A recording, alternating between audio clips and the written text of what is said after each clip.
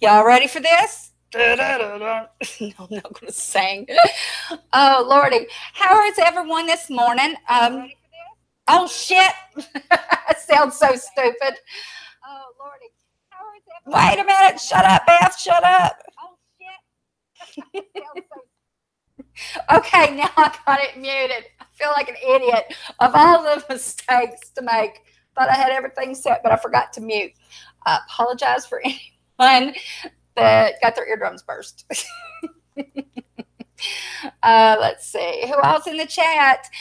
I'd like to say hello to everybody that's here. Hey, Beck. Hey, doll baby. How are you? And let's see. Let me get the chat popped out. And I know Steve's in here. Hello, Steve. Steve coming. He said, it's showing up that it's, what did it say? Like 1 something for the thing instead of, no, it didn't say 1 o'clock. It said something like 9:45. So I don't know how I did that. Hello, Clancy. It's nice to meet you. What's up is on every Saturday, hi, Steve. Hi, honey. On every Saturday at 1 o'clock, we do a support group. And we talk about things like domestic violence, child abuse, and recovery. And as a therapist, I don't ever diagnose anyone. I just listen and we offer support and healing. Hi, Steph. It's so good to see you. Hey, Puddin'. Hi, doll baby. We talk about, sometimes it's a little difficult to talk about the experiences we've had, but we talk about them so we can recover from them and so we can educate others on maybe how to handle things a little bit better when we're in recovery. And sometimes when we've had things happen early in our lives, they keep snowballing. We keep finding other abusive relationships. Like if you have an abusive home growing up, like your mom and dad, or things have happened in your childhood, sometimes we seek out those same things that are detrimental to our emotional health in our adult life. So this is all about learning and being supportive to one another and finding, and we're a community that everybody in the chat is wonderful to talk to.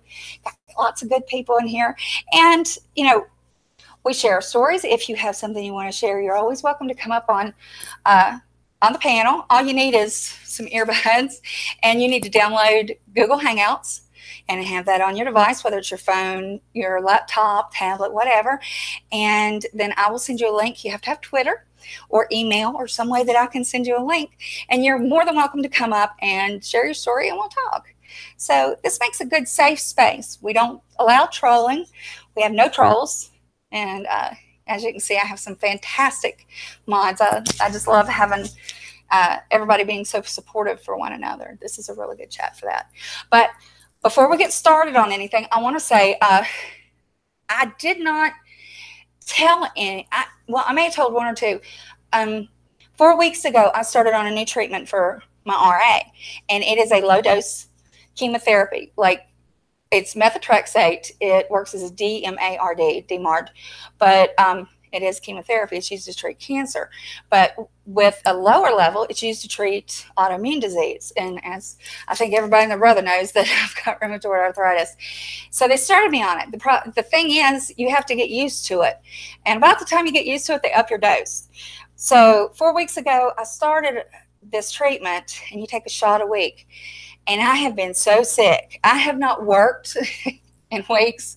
I've laid on the couch, thrown up, the whole deal. It's been bad.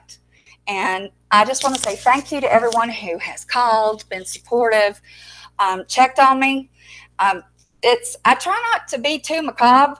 I try not to complain too much about it because nobody wants to hear somebody just bitching about how sick they are, because it gets old. You want to hear when somebody says, hey, how are you feeling? You want to say, I'm good. Thank you. How are you? Unfortunately, after about the second week, I was like, I'm not good. I'm not good at all. This sucks. But I really appreciate everybody's support. And I go for my blood work this week. I think I go Monday. And then they'll sit and they'll make sure that my liver's okay with this. And then they'll up my dose and I'll be back on it again. And I'll probably be complaining. about being sick again, but I'll get used to it. And once you're used to it, it really helps. I can wiggle my fingers now, and you can tell if you look at my hands, they're still swollen some, but they're not as swollen as they used to be. My feet are still swollen pretty bad, but it's helping, and it's slowing the progression, and that's what's important. Hey, Pearl Bubbles, by the way, hi, everyone's critic. Pearl Bubbles sent me the most beautiful cards and with the sweetest message, and I just want to say thank you. I haven't gotten a chance to. Last week I forgot. I meant to, and I even had the card sitting right here. But when people send me a card, that just makes my day. I don't ask anybody to send me gifts or anything like that. I don't ask for super chats unless I'm doing it unless the dog shelter, everything I make off of YouTube goes to our dog shelter.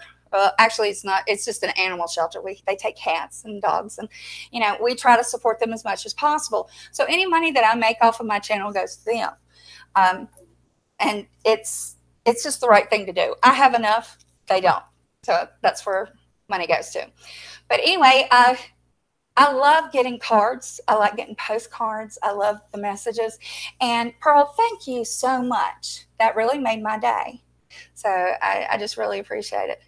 Steve said, someone asked me how I am. I say, I suck. Get off my lawn. I can hear you doing that, and then I can hear me laughing. But, oh, Lord. So how is everyone today? Are we doing better today than we were yesterday? It was Friday the 13th, and I think all hell broke loose. If you all were on YouTube, and I know y'all are, I think everybody got a little crazy. Did y'all see that? I mean, it was flying. Everybody's channel, everybody's mad. Everybody was cussing somebody or yelling at somebody, and I was like, "Whoo!"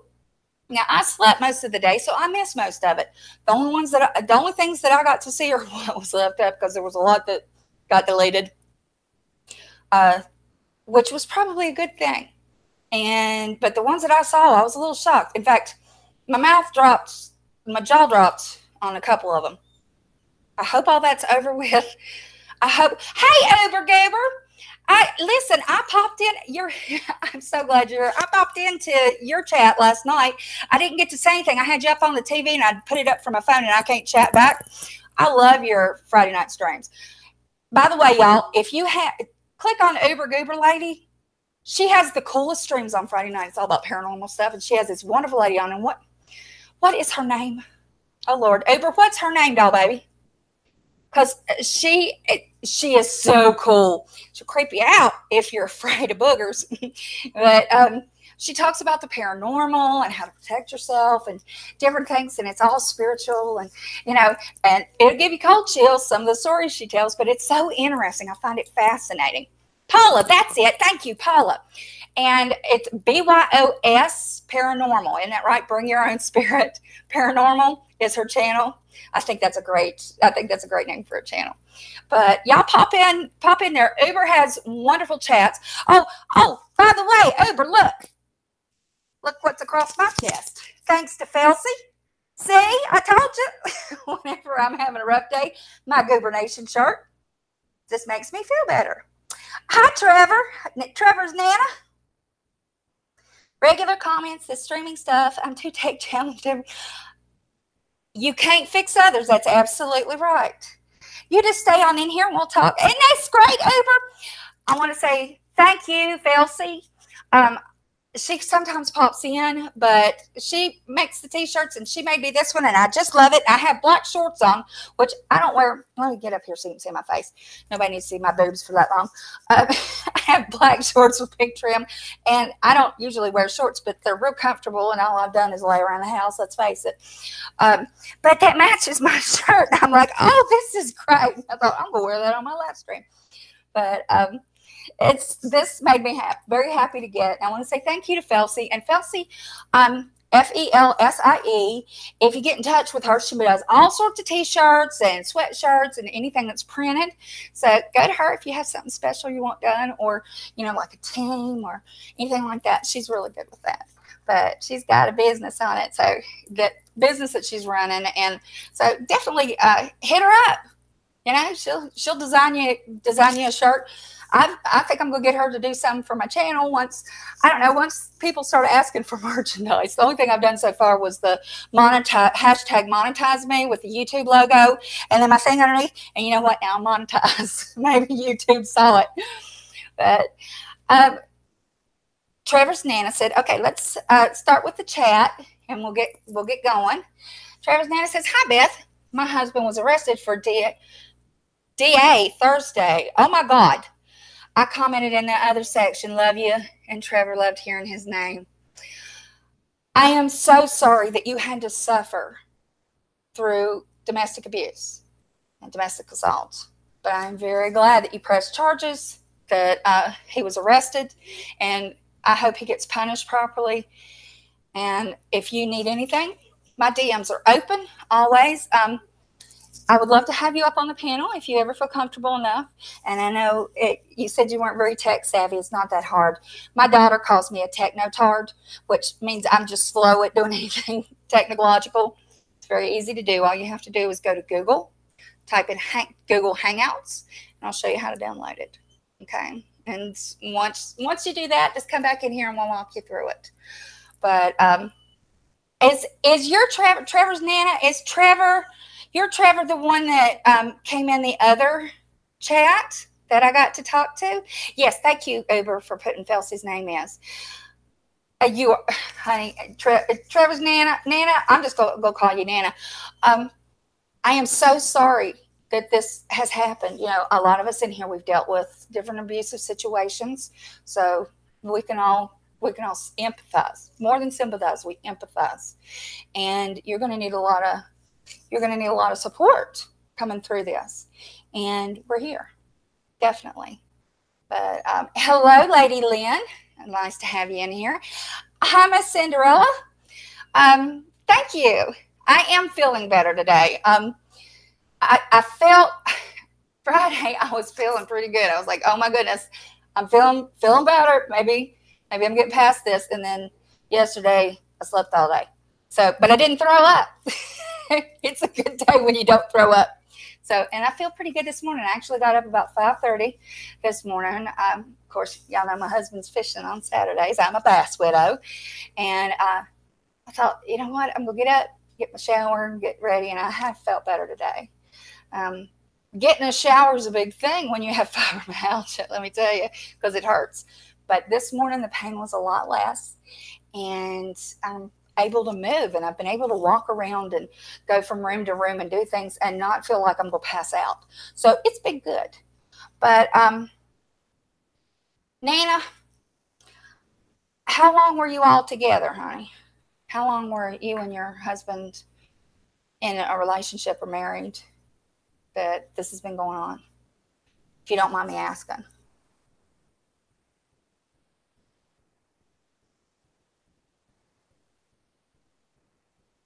Thank you. I don't know whether to call you Cinderella or Penny. I'll just call you Penny. But I appreciate you being supportive and asking me. 5 years. That's a long time. That's a long time. And you know, as we've talked about in other streams, when you're with someone who's abusive like this, we get what we call battered women syndrome. And this can go for men too. We start thinking that the abuse that is happening is our fault. You know, we start thinking, if I hadn't done this, he wouldn't have hit me. If I had just listened or moved quicker or done what he wanted faster, or if I had done it differently, he wouldn't have yelled. I wouldn't have gotten struck. I wouldn't have had things thrown at me. Whatever the abuse was, we start thinking, if I had changed my actions, he wouldn't feel this way and then he wouldn't hurt me. When there is really no excuse. There is nothing any of us could do to stop someone from hurting us. We can't control their actions, but we can stop them from having us available to hurt. You know what I mean? You have to leave or you have to get them out one way or the other. Sometimes it takes legal action. Sometimes it takes packing a suitcase and leaving in the middle of the night, whatever it takes. But you're right. You're so right when you say that you can't change anyone. You know, and I want to talk about the girls who, and it's not just girls, it's women, but I don't like to say the females. It just sounds too cold. It sounds too clinical. But women of all ages, they will hear, "Oh, he beat his last girlfriend up. What are you doing with him? He's mean to women. He hit his pregnant girlfriend. He did this, did that." I saw an interview where they asked this man who was he's charged with rape, "Did you ever hit a woman?" And he said, "Yeah. You know, she was asking for it. I hit her." He acted like it was no big deal. If a man will hit one woman or be abusive to one woman, he will be abusive to another in a relationship. It doesn't stop. You know, you can't fix them. You can't make them have the value system that says men don't hit women. Women don't hit men either. But this is something that is learned from a young age, that they're allowed to hit or disrespect, you know, a partner. And unless they get treatment and seriously want to change it, and I'll be honest, I know one person, one man who's done that, but it took almost 20 years of treatment. And it also took the woman he was with saying no and leaving with the kids, and then him realizing that that was what he valued, was his children and his wife. And he got the help he needed, and he has been much better to her. He's not abusive at all, and he's made a change. But that's the only one I know. And when you think about what I do for a living, there's a lot. You know, I come across a lot of people, and I'm sure you all do too. But yeah, Lady Lynn, it does go both ways. In fact, we know that roughly 20% of all domestic violence is against men. So it does. Nobody should hit anyone, and nobody should emotionally abuse anyone, but we know it happens. And women can abuse their boyfriends or their husbands. But you know, I hate to hear when anyone is, you know, suffering or they're in that situation. But I'm really glad that you've got him gone, and he's getting charged. We dated 100 years ago for 3 years. At 38, we got back together. And exactly, if I didn't complain about him drinking, busting my windshield out, going out with Trevor, left to own. You go out with Trevor and you have a good time, and you are exactly right. And you know what? You're in my prayers. And if you ever need anything, my Twitter is Mama Beth's World 1. That's just the number 1. And if you forget what it is, you can always go in the description on my videos. I make sure that I put it in there. There are ways to get in touch with me if you want to email me if you don't have Twitter. But I'm pretty easy to get in touch with, and I'm happy to talk. I don't answer my email as often as I should lately because I've been sick, but that's really, it's no excuse. I should be answering my email more often. But you know, you can contact me anytime, and I'll be happy to talk, and you know, at least be a shoulder, you know. And you're right, Lynn, Lady Lynn, they don't report it. Men are expected to be the macho, the leader, the domineering one, or not domineering, but the dominant one in the relationship.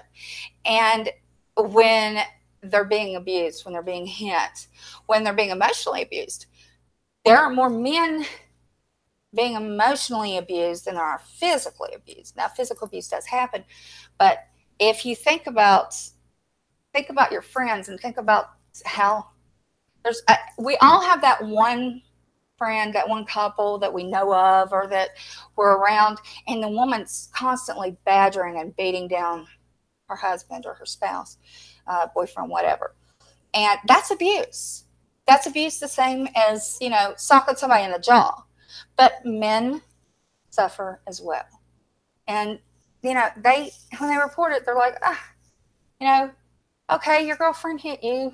You're a man. What's the problem? You know, well, because you're hit.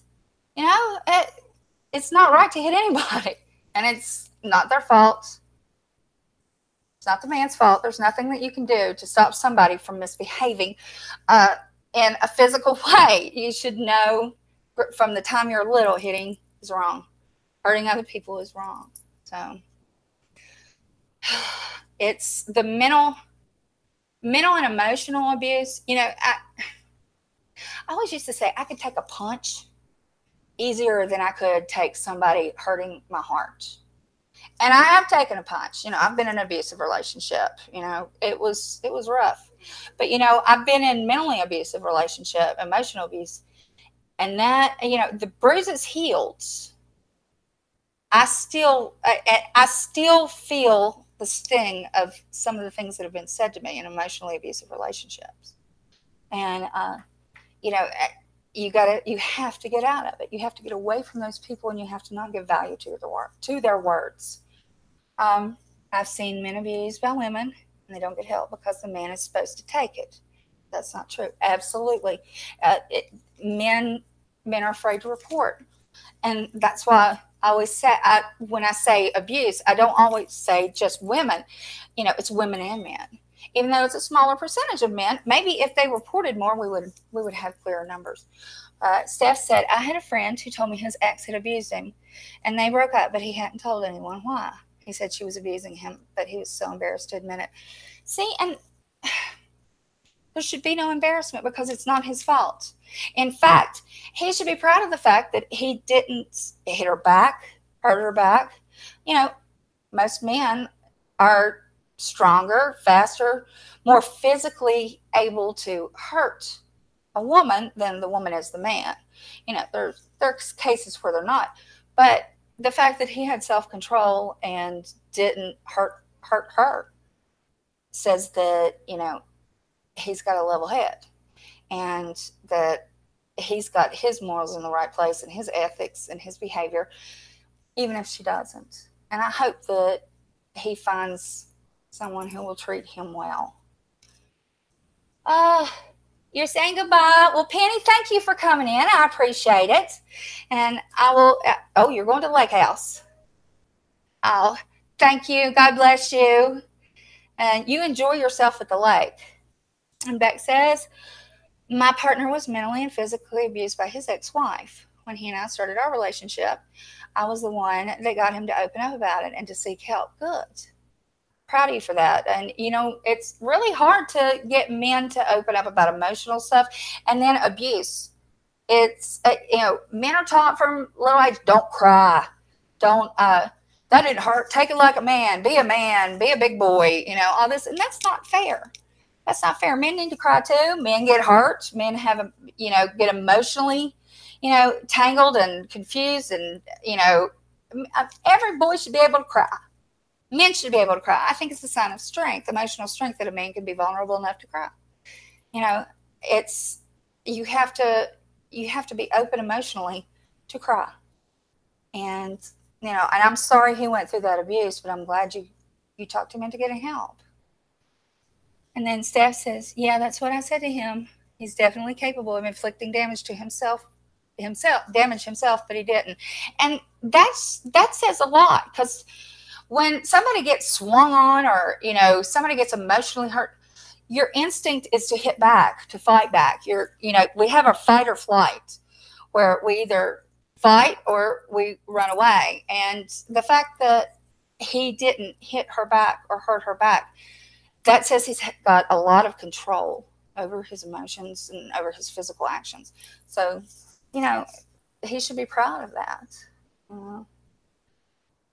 My boyfriend has also been hurt by his ex. And I see it's much more common, but I bet have any of these men reported that?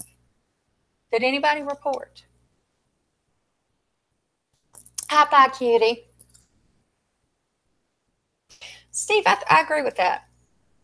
I think we cry to get the pain out. Like, it is like releasing the poison. Nope, Steph. Did anybody, Beck? Puddin'?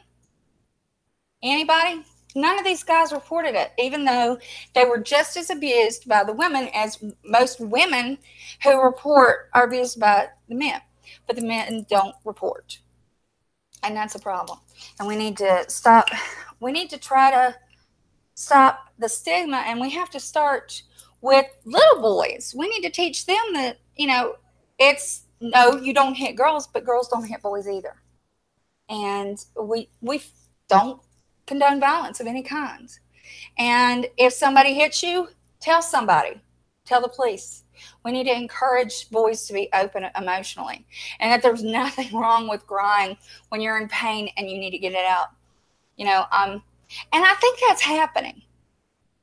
Hi, Twana. It's so good to see you. Y'all say hi to Twana. She's been going through a lot, and she's had some time. So it's been rough, but I'm so glad to see you. Hey, Patrick. I need my McNuggets.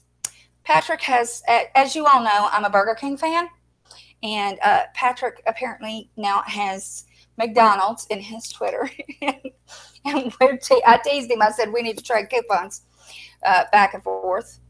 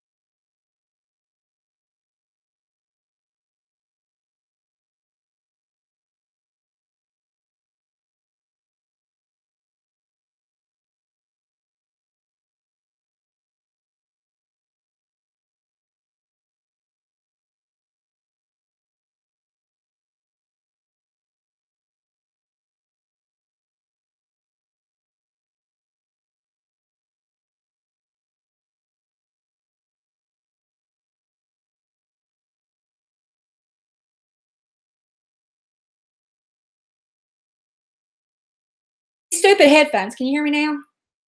I just took them out. You can't hear me now? There's no sound? What is going on? Hang on just a second. Maybe it's where I wiggled the thing. Hang on.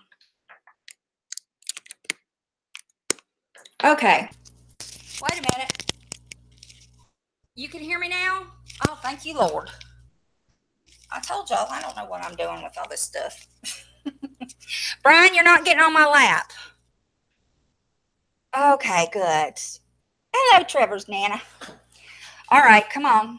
I'm sorry. I've got a dog wanting attention. He's a big baby. Say, Mama's been working. Say hello to everybody, Brian. Say hello. But I hope when your ex, no, quit kissing. I hope when your ex used that to manipulate you, you left. Because anyone that accuses you, hi, Robo. Anyone that would accuse you of doing such a thing, and you know that you have it, you need to get the hell away from them. Because if they're telling things like that aren't true, and this goes for men or women, if they're telling things about you that aren't true and they are dire, that's like calling you, oh, I don't know, God, the pedophile thing that's going around. Everybody's pedophile, and we know who's saying that. It's the same thing. You know, it's slander.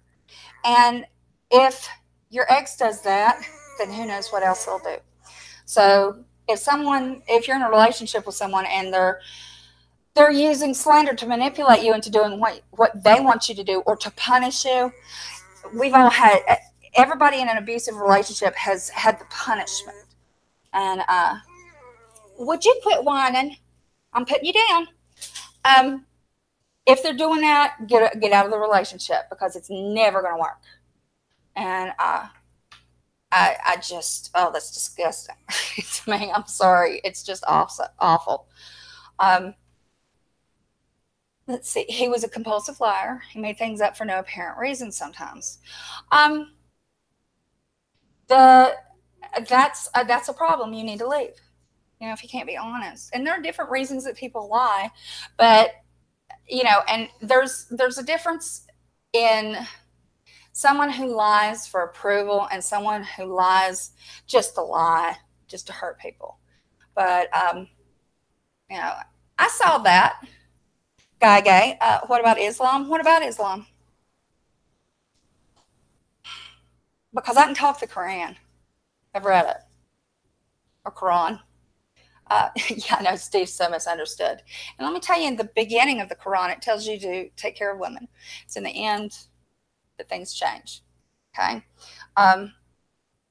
It depends on how you choose to worship. The Bible is the same way. The Bible says that you can beat your wife as long as the stick is no thicker than your thumb. That doesn't mean it's right. We know better now. Okay, things change, things evolve. And whether it's, if you have belief and you have faith in a religion, that's wonderful. But if your religion teaches you to hate or hurt someone, then maybe you need to think twice about which part of that religion you believe and the rules of the religion and the basic tenets. Because remember, whether it's the Bible, the Quran, the Torah, whatever, it's written by man. Okay, and men, or man as in humankind, and we make mistakes because we are human. So, yeah, it says that. Is it right? We each have a choice. Every one of us has a choice each day how we want to treat other people. Now, I mean, I could go back and we could pull up, different verses and different quotes, but the Quran also says that women are to be treasured, that women are to be loved and treated gently, that no one should ever hurt a mother or a daughter, that they're precious. But then there are other parts that say contradicting statements, just like in the Bible and other religious texts. That's why we have laws. You hit a woman, you go to jail, So there is good in all religions, and there are questionable things and some things that I don't agree with. Other people may agree with, but we make our choice in how we want to behave. Okay, the Quran doesn't tell you to hit women. It doesn't say you have to do this, just like the Bible doesn't say you have to hit a woman. No, it doesn't say that. So your behavior is your behavior, and you can interpret your religion the way you want to. So, yeah, it says the same about children. Spare the rod, spoil the child. But it also says, do not, forget the verse. I used to know the verse, chapter verse. It says, do not provoke your child to anger, that they will not disrespect you and later in your old age or something. I don't know. I'd have to look it up, honestly, because I don't remember it. But it says, do not be mean to your kids, because they're going to be taking care of you basically when you're old. And you want your children to love and respect you. And so you treat them the way you want them to grow up and treat others. So, see, it's all back and forth. And, yeah, and you know what? The Quran is seen perfect by Muslims. The Bible is seen by some Christians, is seen as the perfect book. So we have both. Who's right? Who's right and wrong? Christians believe you have to believe their religion to get to heaven. Islam says you have to believe theirs. Who's right? Who's wrong? Maybe the atheists think that all of it's crap and, just try to be a good person. But everyone has to choose their own behavior, and they have to live with that decision. And, I'm not going to tell you, I have no opinion on it. I have friends that are in every sort of religions. I know snake handlers. I dated a Muslim, an Orthodox Muslim, and who wanted me to move to Russia, actually, because he was Russian. God, he was good looking. I'm not even going to lie. But no, I said I can't. I would have had to convert. And I said, no, I can't. But, boy, he was good looking. But anyway, I couldn't follow his beliefs because his beliefs and mine clashed so much. Doesn't mean I didn't like him as a person. We just didn't agree on religions. And that's why I say, you can be friends with anyone. You don't have to agree with 100% of what they say, but, or what they believe. We don't have to be 100% with everybody we're friends with. And, I have friends who are Jewish. I have friends, from all over different religions. And I try to take the best of all of it. But the main thing is I try to live right. Try to live with kindness and bring peace and do good in the world. So, all right, let's see. Yes, religion is a personal guide. And, you take from it what you will. And, oh yeah, we've got snake handlers. And I know some. And they believe purely. And you know, Gage, you can't be friends with everyone, I feel, especially gays. Yeah, I don't agree with, you know, you shouldn't kill anyone. You shouldn't be killing someone for loving whoever they love or being whoever they are inside. And, you know, I don't approve of that. And that's why I won't spend my tourist money in those countries. And I will do my best to, you know, speak out against such things. And that's what we need to do. If we see things that are wrong, we speak out against it. And, you know, like I said, we have our own conscience and we have to live with it. Hi, my shitty reviews. Yes, Patrick J. My lovely Patrick. Kindness and orange Gatorade. And I have my orange Gatorade right here. And I've drunk enough coffee. I have drank a pot of coffee this morning, and I've brewed another pot, and I probably should go get a cup because I don't want it to go to waste. I agree, everyone's critic. Everyone, and you can have 1,000 people with the same version of the Bible, the King James Version, or New International Version, and say, okay, you've got so many days, read the Bible, and then tell me what the religion says you should do about A, B, C, D. You know, they'll all give different answers. All of them. Because we interpret things differently. And, you know, we evolve in our judgment differently.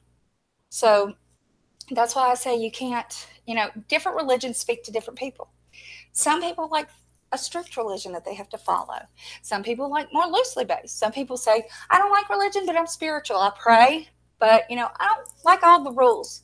I just like to have a personal relationship with God. Some people say, you know, I don't believe in God, but I believe in being a good person. Some people say you have to believe this way or you have to believe that. We all find our own path, and, you know, that's what's important. And if you're good to people, I don't care what religion you are. If you're good to me, I'm going to be good to you back, you know? And if you're not, then I'll pray for you. I may not have anything to do with you, but I'll pray for you. It's so good to see you, my shitty reviews. I love your name. I'm not going to lie. I love saying it. But it's good to be on here. I have not felt well all week, so it's been great. I really am happy to be back. To be honest, my belief is people can do whatever the hell they want as long as they aren't hurting me or anyone else. Amen. Amen. You have to choose what's right for you. And, you know, I always say that, you know, if you look, all right, talk about religion, the 10 Commandments. What's it say? You know, we can go 1 through 10. Every one of those is in about I haven't read a religious text that disagreed with the 10 Commandments. You know? Gage, I don't care. Love who you want. I don't care what the color they are. Listen, my daughter, I told her, I said, if you wanted to have a child and have one with a Latino and one with an Asian and one with an African American, I would love it because I think they're beautiful. And we would have this whole UN here. I don't give a shit who you date. I don't care what sex they are. I don't care what their religious beliefs are, as long as you don't hurt my baby, because I would have to tear somebody up. But I love all sorts of people. I have friends that are every race and have mixed race children, and, you know, and I see beauty in all people. So I don't give a shit. If you want to date somebody, fall in love with somebody, fall in love with them, but don't look at the color of their skin. You know, as long as you love them, love them. Yeah, exactly. Who somebody marries and who somebody sleeps with does not affect me one bit. I have never done this of anybody's practices in the bedroom, whatever they did, having an ounce of effect on me, my marriage, my home, my job, nothing. That's why I think that's silly that people gay bash. I think that's the dumbest thing ever. Absolutely, Tawana. We each have a journey. Live it as you are proud of seeing yourself in the mirror each day and being able to say, I did my best. You know, if we all did that, wouldn't it be a nicer place? You know, I put words of wisdom out every day, and I said, rewatch your own live stream, your real life live streams.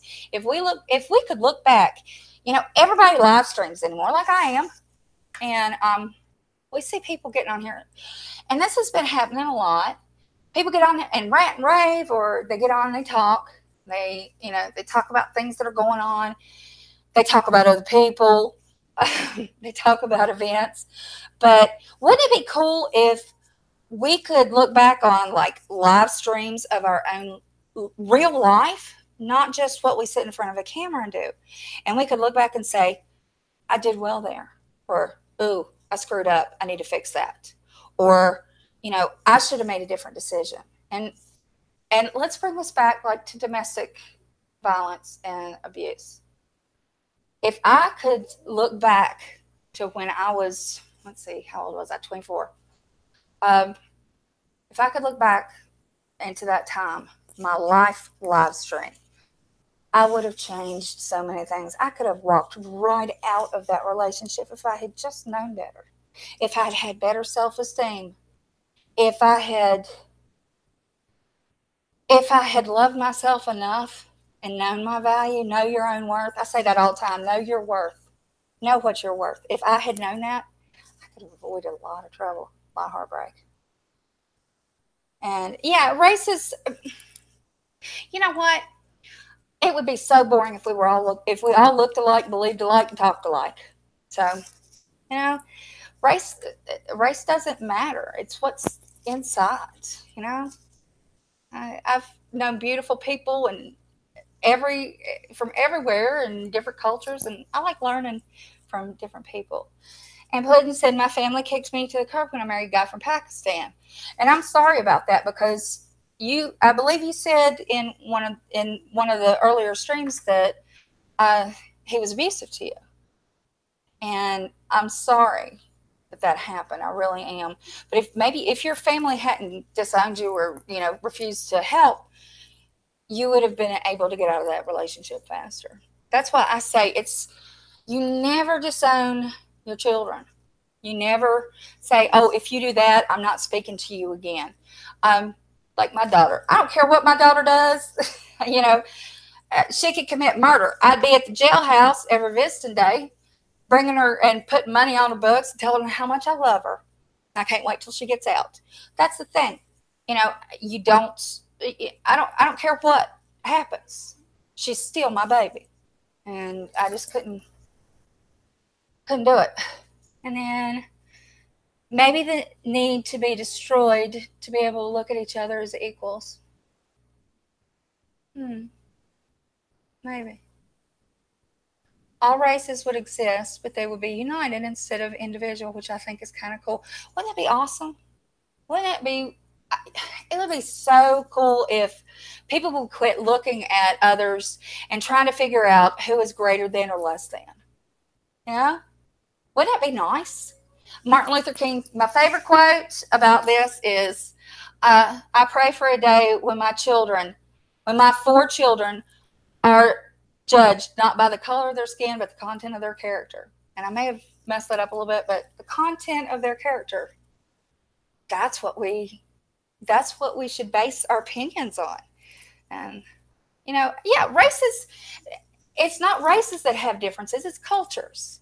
And there's a big difference. I have friends that that are mixed race that, were raised predominantly black or white. And it's just different cultures, but we have to appreciate all that. But it's cultural. It's not really race, I don't think. Answer the door. Get that whammy, okie out of here. We don't put up with that bullshit. Let's see, hide user on this channel. You can go suck it. I don't put up with that. And I'm sure that since you're all hidden now, that you're still listening, don't troll in my channel. I don't put up with it. And don't go to my messages or comments rather afterwards and put crap in there, because I delete anything that's negative. And that's one thing that I'm really, really strict on. No negativity in my comments. I don't care if you disagree with me, that's fine. But if you're abusive, out. What are you doing? What are you doing? I'm sorry, Brian's over there whining, and I have no idea why. He has whined all morning, and he's had everything he needs. He's been taken out. He's been given food, water, treats. You're not getting up here. He's a spoiled dog. But, yep, here in this room, everyone's accepted and loved. No meanness. Well, thank you, my shitty reviews. I tell you what, I think if more people would do that, the live streams would be a lot nicer. People will be a lot nicer to each other. I don't want to see negativity. I don't want to see people hating each other. I don't want to see people arguing. I don't like that. I want people to come in here and be happy and have some peace. And there's too much going on that's ugly in the world to not have a little sweetness when you can. And this is an escape. People go, oh, it's YouTube. It's not that deep. Yeah, it is. Because what people say on YouTube that other people hear or read can cut you to the bone. And I know that for a fact. I've been on that side. So I'm not letting that happen here. I like to talk about things that bring people up, not bring them down. Now, I'm not going to drag anybody. That's just me. But back to what we were talking about. Let me go notice of a Gatorade.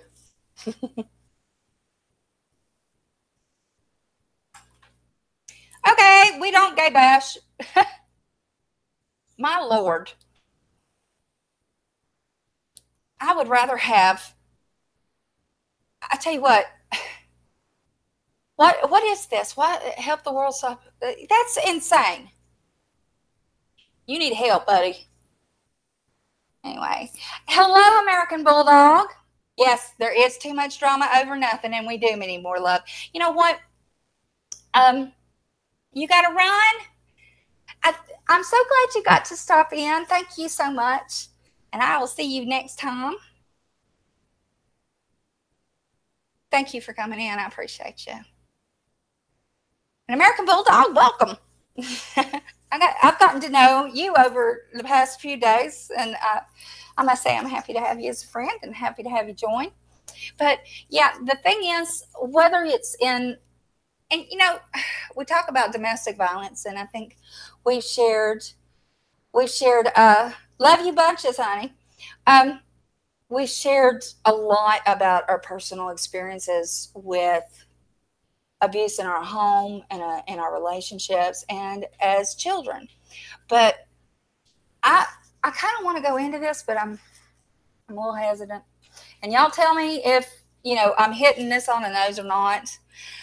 I think a lot of people, I'm not going to say everybody, but I'm going to say a lot of people come to this platform because they're hurt. And then on their channels, and it's the creators and it's the subs both, they spew a lot of hate, anger. There's a lot of people that are angry. And it doesn't necessarily have anything to do with what's going on online. They could just be angry about something that happened in their life. But they'll tack on to something that's happening, you know, in the drama community or beauty community or whatever. And they will vent. But they don't really mean to vent about that. It's really something else. I think it's, you know, it's projected anger onto, say, another YouTuber or, you know, a situation or, you know, somebody doing something that they didn't like. And they take the anger that they have or, you know, the distrust that they have in their real life and they put it, there's my daughter. I swear, hang on, she's in Mexico. Hi, sweetheart. I'm live streaming. Look at my baby. She's in Mexico, y'all. Look at that. Look at that. Y'all, look at that. How cool is that? I'm showing everybody on the screen, Madeline. How cool. Abdul, I'm not wearing a burqa because I'm not an Orthodox Muslim. There's my baby. So, are you having fun?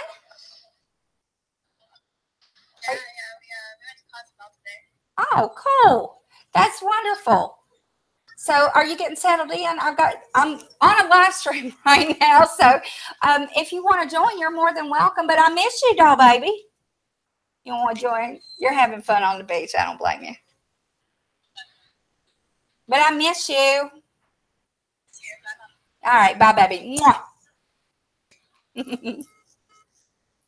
That's my baby. They took a day to go to the beach. Now, oh my gosh, y'all, the pictures that she has sent back, they're absolutely beautiful. She's working, there's an orphanage down there that, who she's working for, and I can't say, there's a confidentiality thing going on, but there's an orphanage that she's working with, and there is a refuge for women who are suffering from domestic violence, and then there's also like it's a retreat, and it's absolutely beautiful. But she's doing it, and it's all to help, and it's good works, and I'm so happy she's doing this, and she's happy being there. But the pictures, all the little kids in the orphanage, and you know what, I will put on my Twitter, I'm sure all y'all follow me on Twitter, or I hope you do. I'll tell you what, I will put up the PayPal link if you want to donate. They bought, she's helped raise enough money to buy them a dryer because they didn't have one. They had a washer but no dryer, and then they need a lot of other supplies. They've got a lot of children there who don't have, either clothes, shoes, food, necessities. They don't get a lot of support. So I'll put that on my Twitter, and I'll make sure that she gives it to me, gives me the right one, and we can help out the orphanage. I would really like that. I usually don't fundraise, but I will for this. She's just doing a wonderful job, and I'm real proud of her. Dang, Steph, you are quick. I didn't even see what they said, but that's probably a good thing because I just get mad, or I might get mad. Actually, I'm pretty happy today because, well, I just heard from a baby, but I'm happy that I feel better, you know. But you know, it's when you raise a kid and they do things like this, it just makes you proud. And she's been in so many countries. She's been in more countries in the last month than most people have in a lifetime. But no, don't stop, honey. Don't stop. You're good. You're quick on the trigger. When I'm modding a chat, I try to be fast. So, you know, that's good because I want it gone. I don't want anybody being influenced or feel bad or hurt feelings. And, you know, all right, that asshole's gone. You can go away. My daughter is beautiful, but you know what? I think I'll just remove you. Why somebody gotta be rude about my baby girl? Yeah. Don't be rude about my daughter. And you know, I think we don't allow trolling in here, and I don't want anybody saying mean things about my kid. She's not a kid; she's an adult. She'd probably whip your ass. Jan's reviews. Madeline, my baby, called from Mexico. She's down there. They took a day to go to the beach, and she called me to say hello and let me know that she's okay. I love when she calls me. She misses her mama, but she called and she showed everybody. She scanned around, and she just came to say hi. She always knows when I'm live streaming, I swear, because that's when she calls. But something is happening elsewhere, so I guess we're going to be kept busy tonight. Oh, Lord. Is it still going on? Friday the 13th is over. It should be over. And everybody fighting and fussing and getting on, you know, I'm not mentioning names because I don't want to give them any views, but there are two troll channels that have gotten together, and the only thing that they're doing this for is to make people angry and to start drama. And you know, they both just want views. So my recommendation is stay away from it. Don't give them your view. Unsub, ignore, pretend like nothing's happening. Just, yeah, they're always nasties, but just let what other people are doing. If they want to fight and fuss, just stay out of it, because if we bring negativity into our lives, even if we watch it, and it's hard to stay away from it, isn't it? I mean, it's kind of like watching a train wreck slowly, and it's gory, and we kind of want to peek and see what's happening. But yeah, I think so too, Steph, which is pretty sad. You know, this live stream's about positivity and support. So for all of these buttholes to come in here, shows you what kind of person they are. So you're fine, Peg. It's pretty pathetic.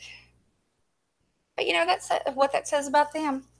And, you know, I can't change their behavior, but I don't have to accept it. And that's what we learn as we go through therapy after being in an abusive situation, whether it's friends, whether it's spouses, boyfriends, whatever kind of relationship that we're in that turns toxic, we have to push it away. We've got to get away from it, leave, and then keep them gone. And that's the same thing that we need to do when, you know, we're on, say, YouTube or Twitter or Instagram. If we see someone that's just negative and hurting, you know, about what? It's been a little over a month ago. I was getting a lot of crap, and y'all know about it. And for about 2 days, I watched so many people that I had donated to, thought were my friends, that I had talked to, that I'd been a shoulder for. I watched them turn and be really mean. And I started going block, block, block, block, block. My life got a lot better. I blocked all those people. Don't care what they have to say. Don't want to see what they have to say. That's what we need to do. And if we have someone in our life, especially a partner, who is emotionally abusive, if they talk down to us, if someone that you love and are in a relationship with tells you you're stupid, you're dumb, you need to change your weight, you need to do something different with your hair, blah, blah, blah. What the hell? Yes, evidently, somebody's bored. But if someone is telling you those things, and yeah, maybe everyone's critic, my Lord. If someone's hurting you, then, you know, and you've got, shit, I've lost my train of thought. I'm sorry, I'm a little rattled. I don't like anybody talking about my daughter in a mean way. You know, she's done nothing to any of these people, and that's ugly that they're even saying those things. But, okay. If you have someone in your life, whether it's a spouse or a friend or anyone who calls you names, who says mean things to you, or tells you that you need to change, you know, things like your hair, your face, your weight, you know, your clothes. I mean, unless they're giving you a makeover and they're buying you clothes, then, hey, I'll take free clothes anytime. But, you know, tells you you're not enough, then that's not a friend. That's not a good spouse. That's not someone who loves you. That's someone who wants to have control over you. That's someone who is mean to you. And that's an enemy. That's not a friend. Finding true friends, you look for someone who is supportive, who celebrates your victories, who rejoices in your joy, who you sure did. Absolutely. And that shows friendship. If someone stands by you during times of trouble as well as times that are good, that shows you who your friends are. And that's why I say, yeah, my Lord. That's why I say in every curse there is a blessing. And that's why I put that little video out talking about it. Welcome back, Steve. The mods are working overtime today, that's for sure. But you know, you have to figure out who's being good to you, and then you have to be good to you. You have to love yourself enough to get away from people who are toxic, from jerks. You know, recognize who your friends are and who your friends aren't. And sometimes who your friends aren't, they'll say, "Oh, but I'm your friend. I'm good to you." Or, you know, if it's a spouse, they'll say, "I love you, or I wouldn't be with you. I love you enough to where I need to correct you." No.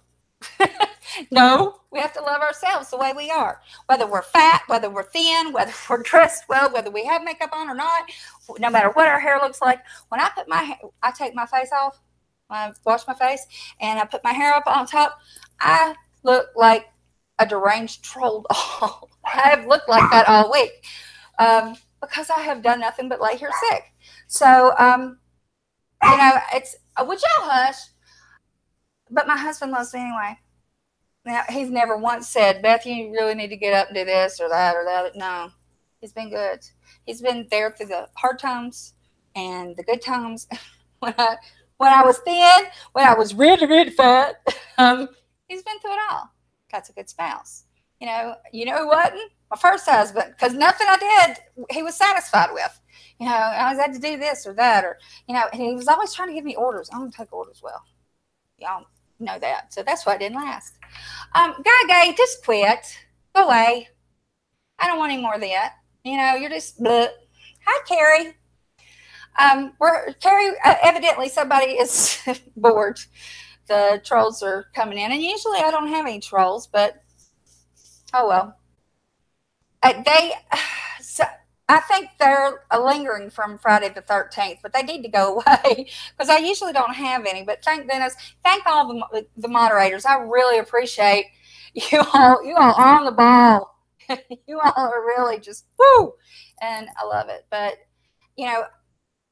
like I say, we got to love ourselves. If you don't love you, who's going to love you? That's why I always say at the end, I love you and you love you, because you have to love yourself first, or else you can't love somebody else. And yeah, I hate trolls. I don't like trolling. I don't put up with trolling. I don't let anybody troll in my comments. I don't want anybody trolling in the chat. So these people just need to stop, because they're just going to get knocked out, because y'all are great. Wouldn't it be great if we could just spray something, throw it on, like Raid? But no, I've just seen a lot this week, because I'll sleep a few hours and I'd wake up and watch some YouTube. And that's really been all I've done for weeks, is lay there and feel like crap. And then when I had enough energy, I'd watch either Game of Thrones or YouTube. And I've seen some people really be mean, and then I've seen some people really be good. So, I'd rather see more good. And I think the ones that I see being mean, I'm just unsubbing, going away. I don't need the meanness, don't need the toxicity. You're famous when you got multiple trolls. I love you. I love you too, doll baby. Journey to peace? No, honey. I was talking earlier about it. I have rheumatoid arthritis, and they put me on a medication that is low-dose chemotherapy. It's the same as used for cancer treatment, but it's a lower dose. And when you start out, you're extremely sick. And you take a shot once a week, and it's like having worse than the flu. It's like, when you get an awful virus and it lasts usually for just a couple of days, but they call it the crud or the ick. It's like that. You vomit a lot. You can't move. You're so sick. And that's what it's like. And then about the time you start feeling better, it's time for another shot. And it's just been a really hard month. I've had 4 weeks of it, and whoop, there's a moth. I'm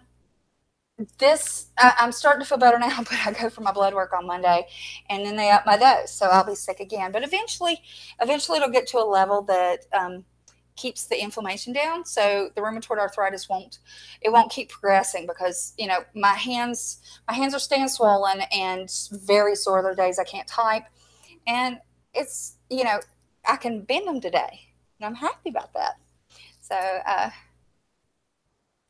Carrie, we keep it as safe as absolutely possible. That's why I have such wonderful mods that stay on the ball. thank you, Journey to Peace. I appreciate that. I have to say, I've had some wonderful support. I've had people, sending me DMs and tweets, uh, you name it, texts, emails, telling me that, they're praying for me and they hope I feel better. And I really appreciate all the supports, and I don't know how to thank you enough, because it really does help.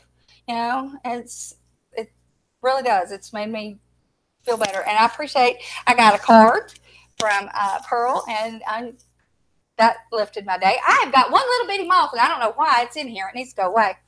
But so it's even through being sick, you all made me feel better, and. Steve, she got it before you did. It does. It makes a world of difference when you have support. And I don't want to be one of those people who every time you get online they're like complaining about how sick they are. That's one of the things when you have you have chronic illness like this.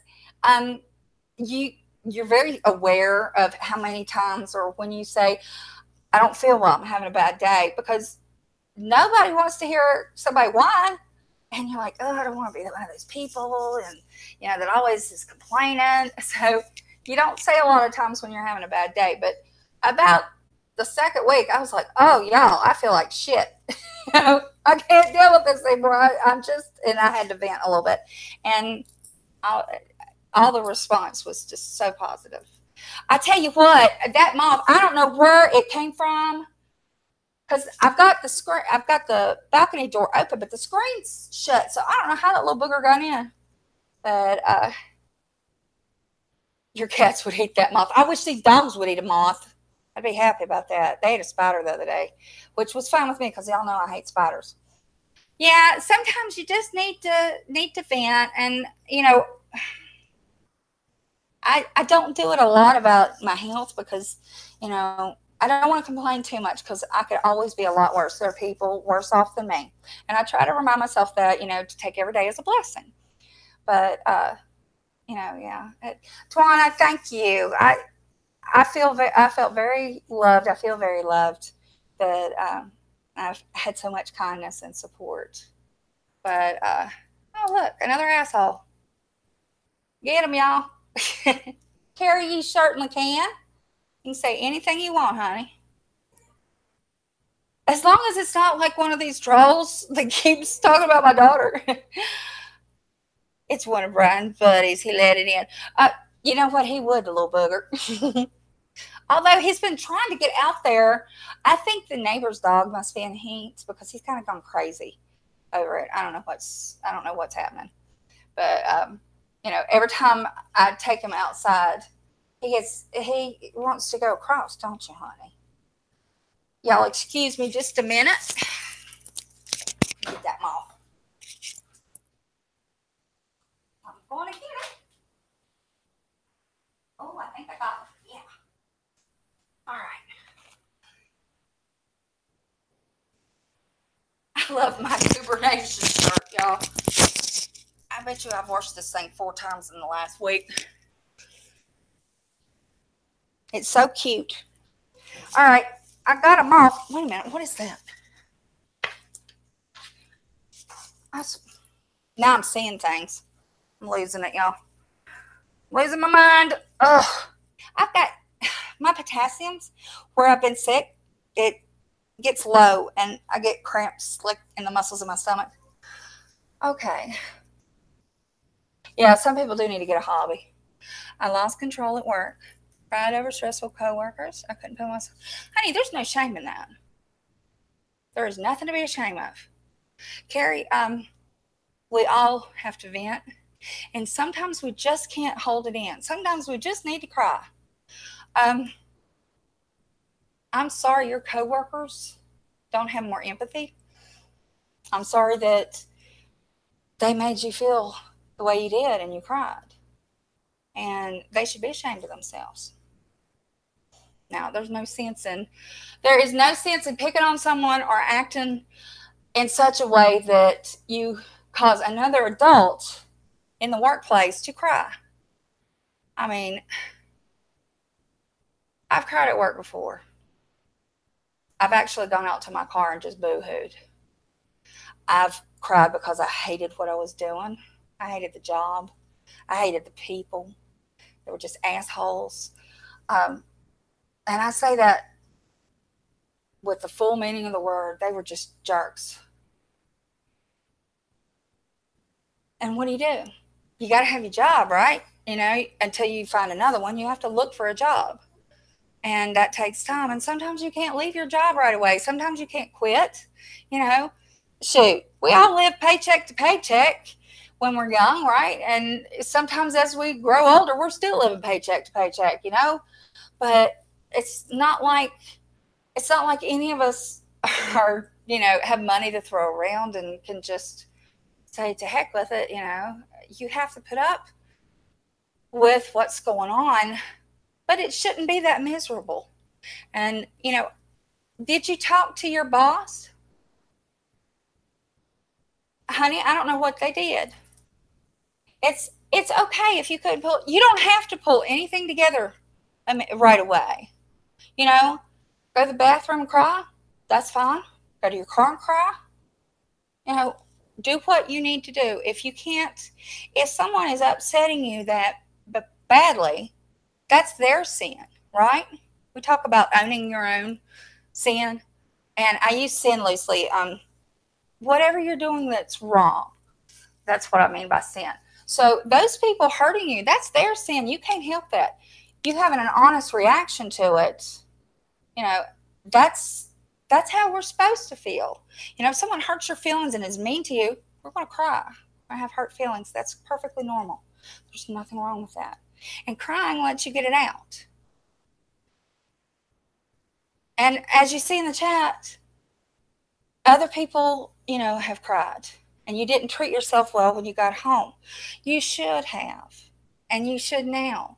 If it's upsetting you now, you know, it's Saturday.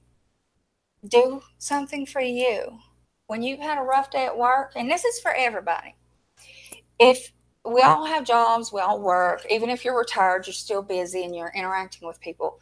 But when you've had a really bad day, do something good for yourself. Whether it's taking a hot bath with some good smelling stuff. Calgon, Take Me Away. Y'all remember that? Or going out somewhere.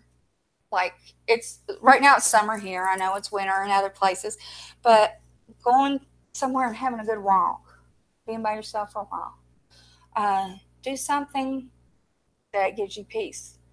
Meditate, pray. You know, I used to do this all the time when I would have a really bad day. I'd go to the church by myself. Oh, sorry.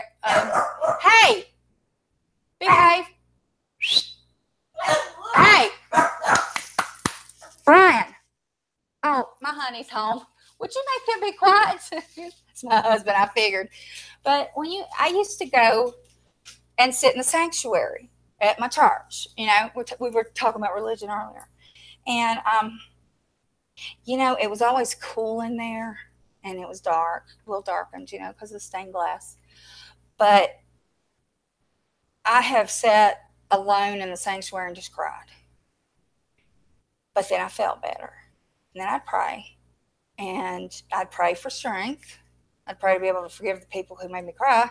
But that was something I did by myself, for myself. Now, not everybody is going to want to do that. But even if it's something just like taking your dog for a walk, or going to a quiet place, somewhere that makes you happy. And, or you know what, if you like to drive, get in your car and drive. You know, go somewhere that's pretty, down a pretty road or down a new road. Find a way to lose yourself and, you know, sing to the radio, whatever it is that makes you happiest.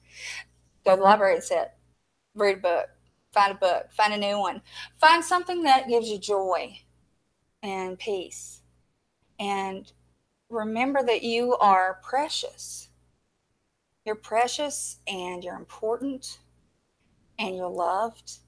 And most of us don't even realize how loved we are. How many people care about us, would miss us if they didn't get to see us. You know, we have to treat ourselves well. We have to love ourselves and be good to ourselves. Sometimes we forget in being good to others. Not when you're boo-hooing everyone's critic, but you know what? A good drive. And I used to do this when I would be, you know, just like, I'm so stressed out and I just want to be alone. And I didn't want to go home because home means I'm having to clean or I always find something to do, you know. And I would get in the car and I'd just drive. And it would be just me. And, you know, I wasn't upset, so I was a danger. Don't drive if you're, you know, dangerously upset, obviously. But if you just want to get away. And I'd go down, of course, where I live, there's lots of country roads. Just take it easy and drive down country roads. And sometimes I'd stop if there was like a creek beside the road and I'd just sit, you know, get out and sit and look. Water seems to calm me, you know. So taking a drive would do that. But, you know, we have to take care of ourselves, not just physically, but emotionally. And we forget the emotional part. I always mess with people who made me mad at work. They would ask why I never get bothered by them. I said, look at how green my grass is in my backyard. Enough said, but comic relief for me. That's funny. See, and, you know, you were able to handle it with humor, you know, and that's great. You know, but some people can't. Like I could handle most, you know, people if somebody was ugly with me. But I'll tell you what. I'll tell you a story. Wait a minute. Trichotillomania is bad. That's hard, and it's not just a habit, it's an addiction. And we do it when we're stressed. You know, a lot of people don't even realize what they're doing. But you know what? That sounds good. I used to go for manis and petties because I was running my ad agency and a restaurant and trying to be a mother and, you know, do everything I was supposed to. And when I would get a break at lunch, and it usually happened on Thursdays. Usually by Thursday, I was worn out and I was like, can't do anymore, can't take anymore. And I would go and even, you know, I like my nails done, y'all don't tell. I would go and either get a polish change or fill in or get a pedicure, something, just so I could sit in that chair, sit back and have it pummel my back. And, you know, I'd sit there with my eyes closed and just let them work. And I think, oh, this is great. And you know what? It refreshed me. It gave me a chance to recharge my battery, you know. And you do that. You've had a rough time? Go get you a pedicure, you know. Treat yourself to a pedicure. And, excuse me, I was going to tell you, it's hard when you have to work and you're in a stressful work environment and, you know, you're trying to do your job the best you can, and then you've got people who don't understand. I was working at a radio station, or actually a group of radio stations. This before we got married. This has been a while ago. And I had sold a big contract, and I was in there talking to one of the DJs who did production, and we were just, I was literally just kind of perched on the desk. You know, you have the radio display and you have the board and everything, and then there was a little desk that came out sideways, and there was a chair, but I wasn't sitting in a chair. I was just kind of half, you know, sitting, half standing. Okay, well then there was a door, and then there was a second control room, and that went to a different station in the group. So anyway, the station, he was the program director. And sometimes they call him GM, but he really wasn't, because the owner was there all the time. And it's just a small group of stations. And he was in there on the phone, and he had the door closed. But even through the soundproof glass and the soundproof door, which I guess the door wasn't soundproof, but I could hear him screaming at his wife. And I knew he was on the phone with his wife because the secretary came over the intercom and told him to pick it up, that it was his wife. You know, it was a small bunch of people. We were pretty close, all of us. So he's in there and he's screaming at his wife. And I know why he was screaming, but I don't need to go into details. But, you know, I'm sitting there and we're trying to ignore him completely. So I'm smiling, DJ's smiling. We're talking about the contract because we were doing some pretty funny commercials. It was lighthearted. And programming director came out. He was off his phone, and because he had a cordless phone because he was important in the office. But he came out and he started screaming at me for no reason. And he was in my face screaming. And you don't do that to me. First of all, because that hurt my feelings that he would disrespect me like that. Because I thought he and I were friends. I mean, I knew his family like all my life. And I was like, literally. And I started screaming back. And I said, you don't talk to me that way. I'll be damned if I'm talking to you like that. And so I'm screaming at him and he's screaming at me. And I went and got my purse. And I said, I'm out of here. And left. And I was so mad, I called one of the salespeople. And I said, I'm not coming back. F him. I'm not going to be talked to like that. And then I started crying. And I was trying real hard not to cry. And but my feelings were so hurt. My husband will tell you, because we were dating, but we weren't married then. But we were dating, and that whole weekend, I was just tore to pieces. We were supposed to go to the race. I had tickets for the Bristol race. We didn't go because I literally was curled up on the couch crying all weekend. I thought, and I came to the conclusion after that I gave him too much power over me, that I should have turned and walked away and not said anything. And even though he called on Sunday, well, everybody was calling, saying, please don't quit, blah, blah, blah, he's sorry. And he called me and apologized. It wasn't long after that I quit. But anyway, you know, I cried. I boo-hooed.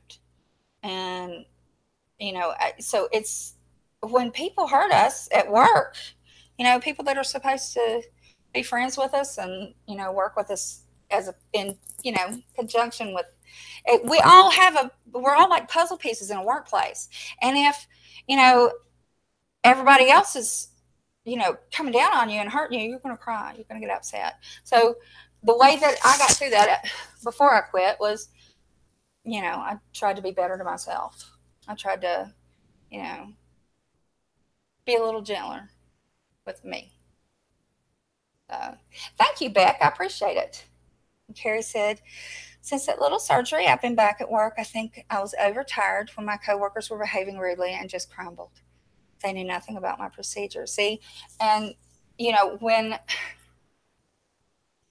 you're more vulnerable, when you're emotionally taxed, when you've been through something like, you know, your surgery, when something's happened at home, sometimes we take things a little harder than we would normally, and it affects us worse.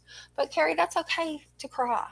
You know, you've been through a lot, you know, and it's all right to let your emotions out, and you treat yourself. Go get a pedicure, you know, and if you want, go shopping, go out to eat, do something, you know, make the day about you. Love yourself today. You know, that's what you need. You know, we all need that. Night, Beck. Beck, of course, is in Australia, so it's the middle of the night there. But I really appreciate you coming in, Beck. It's always good to have you here, and I love going into your streams, and I'm really proud and glad that you're here. So it makes me very happy. But Steve said I would get in trouble on an open mic and radio station, and also I like golfing, NASCAR, me, you know what, we can. He doesn't golf, but you know, we go sometimes to see golf. I can't play golf anymore. I used to golf quite a bit, but I love NASCAR. And I have been, my first Daytona race was when I was little, like a toddler. My Gramsci he was in that NASCAR club where you had tickets to every race. And so, yeah, and I can't watch it on TV or I'll fall asleep, but I like going to the track. Definitely. I love watching it. But yeah, Carrie, it's sad that you didn't feel like you could open up at work and let people know what was going on. But sometimes we feel like we need to protect our privacy, and not everything is everybody's business. Like everyone's critic says it. It said it right there as I was saying it. But yeah, it's some things we keep private.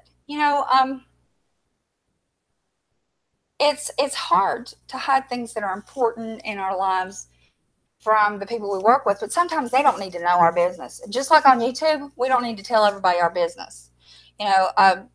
Some things, I hear some people admitting to things that I'm like, why are you telling everybody this? Nobody needs to know it.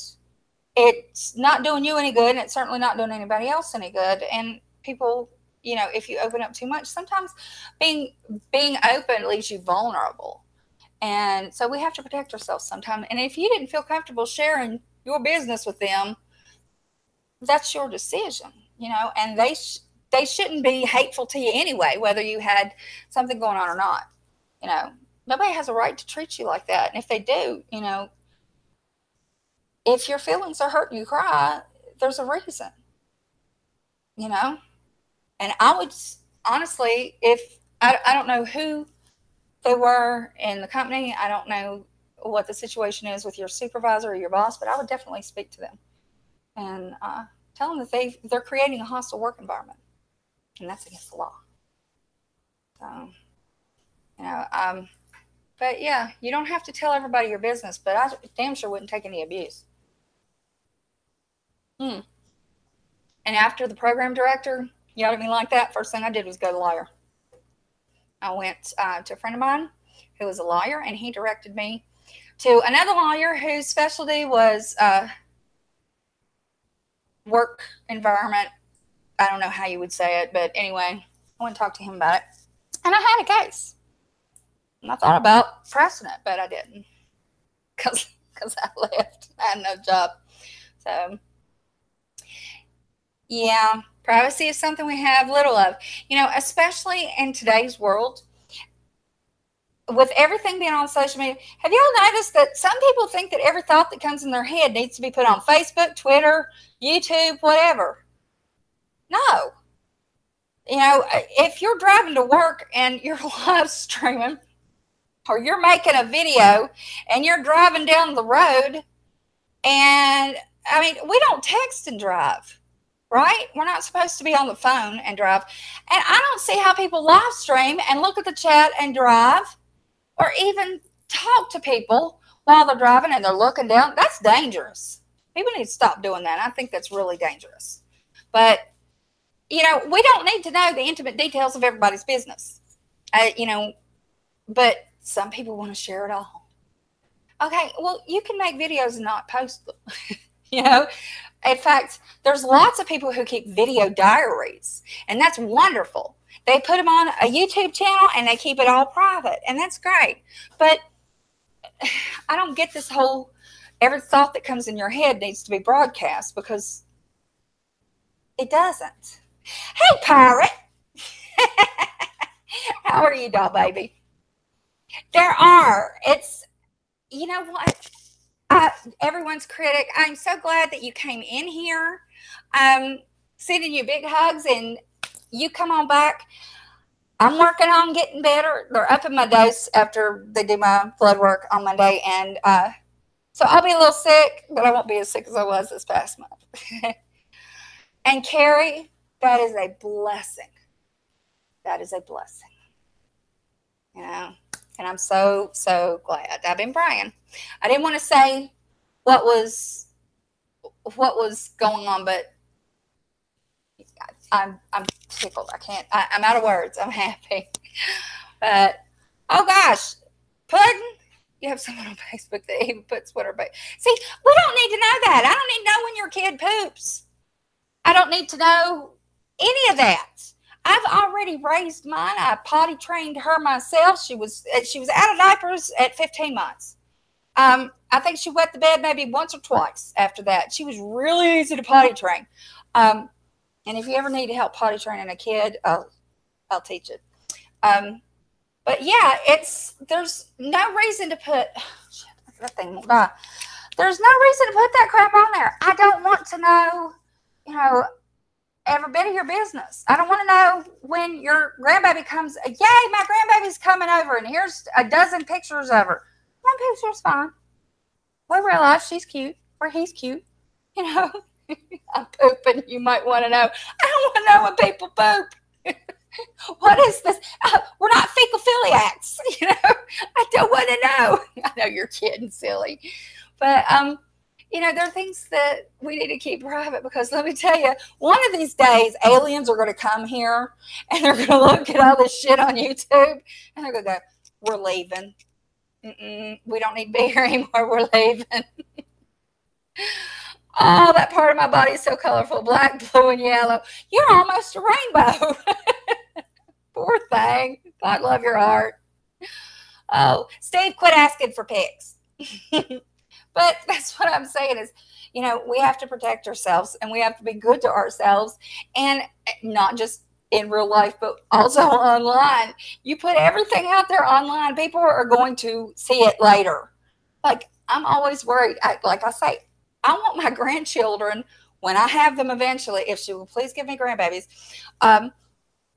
to one day when they're adults, look at this and go, my grandma was pretty good. She's a good person. She did good things. She wasn't quite crazy. And I say that about myself, so I can use that word. But she was funny. And, all the things that we put here stay. Nothing disappears online, so we have to be careful about it. I don't want to know when somebody poops. I don't care. Steph says, I have someone on Facebook who put her talk. Oh, geez. See?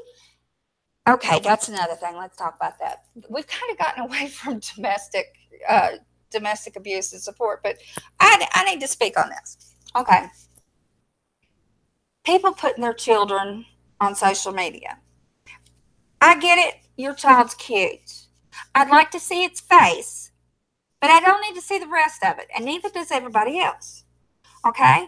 A nice family picture, a picture of your child in a crib fully dressed, that's great. But there are sick people in this world. There are people who unfortunately prey on children. And if you put pictures, like you used to be able to take pictures of, like, remember the naked babies on the fur rugs where all you saw was the only naked part you really saw was the butt. But, I think everybody and my brother, I think my mama had those taken of me and my brother when we were little. That used to be a thing. But now we know that there are pedophiles out there, and they are sick, and they find that sexually arousing. If you put that online, you are literally putting your child in danger. Your child, like that woman, whoever that was, Steph, that she is literally, it's child porn. It covers that. You cannot put nudity. None. No. People, cover your kids up, And there was a big thing about little girl need to go to the bathroom, and everyone's examining up her skirt. That should never have been a thing. First of all, it shouldn't have been uploaded. Second, it shouldn't have been shared. And third, if you're going to talk about it, talk directly to the person and say, hey, you need to get that off the internet. You need to take that stream down. It didn't need to be a discussion on everybody and their brother's streams. I run a pool in the summer, and it's a closed group. To be added, you have to be an active member of the pool. There are pictures of kids in swimsuits. No, absolutely. That's the thing. You want to make sure that whoever you're sharing your children's pictures with, whatever site they're on, that they're protected, like in a closed group. And you don't want it to be shared, but they're in bathing suits. They're not naked. Sometimes sometimes you just look at the things that people do and you go, what are you thinking? Or are you thinking? Are you thinking? You know, I don't get it. I know people make mistakes and they're like, oops, I didn't know. I didn't realize my kid walked behind me while I was on a live stream in his underwear. You should. Maybe stop live streaming so much and pay attention to what your child is doing. You know, I have a problem with that. And, you know, I understand people live stream with their kids around and, you know, and that's okay, whatever. It's the age of live streaming. But you know what? Don't neglect your children. Put them in pajamas, cover them up, put them in clothes, and keep things safe. Yeah, there's no way I could put my naked child on there. No, no, no. There's just too much in the world that can happen. Because let me tell you, there are people that have pictures of their children on their social media and then their child disappears and it turns out they've been stalked. This happens and it's danger. It's dangerous. You don't know where that child's picture will end up. What site on the dark web or wherever, or where it's going to be passed around, what's going to happen to it, and who's going to target your child. You know, that's serious. Oh, you had a petty issue. I'm the only moderator, and I have to go up there and check on the computer. Oh, wow. Ooh, that's scary. Absolutely, Steph. Nobody needs to see your kid naked unless they're the one that's babysitting and giving them a bath, and thoroughly check them out too, because we know that from the numbers and reportings and all of that, when children are molested, it's usually someone in the family, someone close. It's, you know, the father, the mother, and yes, females do it too. Father, mother, uncle, family friend, neighbor, somebody that's trusted. We know that. So you protect your children at all times. And, you know, you watch, even when they're with family and they're close. And listen to your children. If your child says, so-and-so did this, then listen to them. Believe them. I always call it the bathing suit area. Nobody can touch where your bathing suit is. Pretend you've got a bathing suit on. Nobody can touch those areas at all. Nobody. And they get it. And I said, I always told my daughter, and I've told other parents who are dealing with this, I say, you know, tell them that they have the right to say no. Children are taught, you know, oh, you have to obey adults.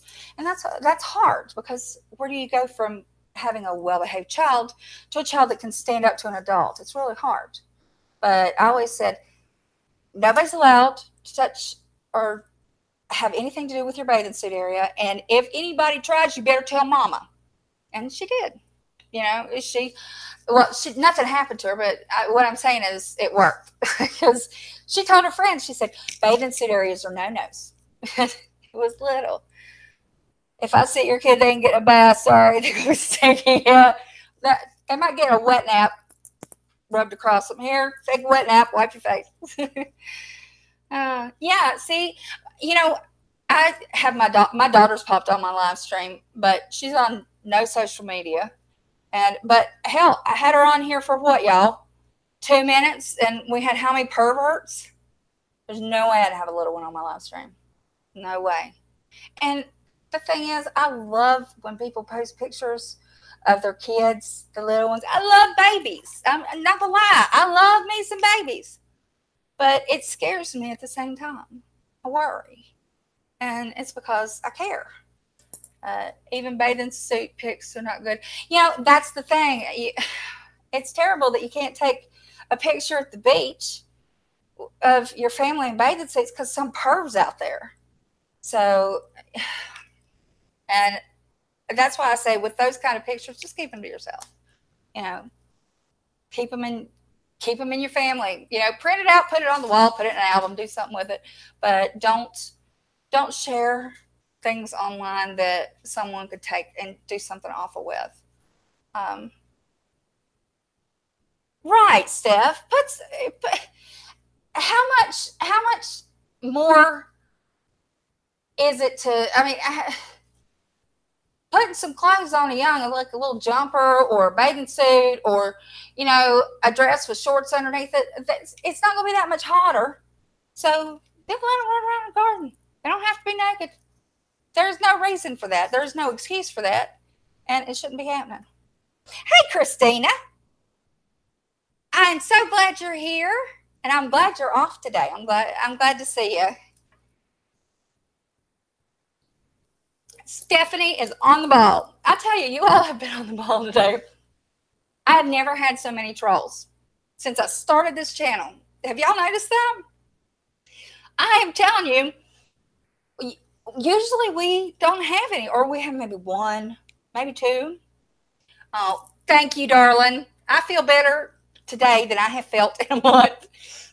Seriously, I didn't throw up all day yesterday, and I'm not running a fever. I did run a fever yesterday. You know, the fever comes and goes. The ibuprofen kicks in, the fever breaks, and then it comes back, and, you know, more ibuprofen. So we've been doing that, and they're good, Mayor Bud. But I feel human again. I felt like getting up, taking a shower, putting my face on, curl my hair, which, y'all look, my hair's gone. It's a little humid today. You're off to it. Oh my God, you wrecked your car?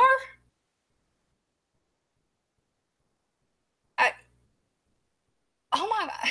I hate that a car wreck got you out.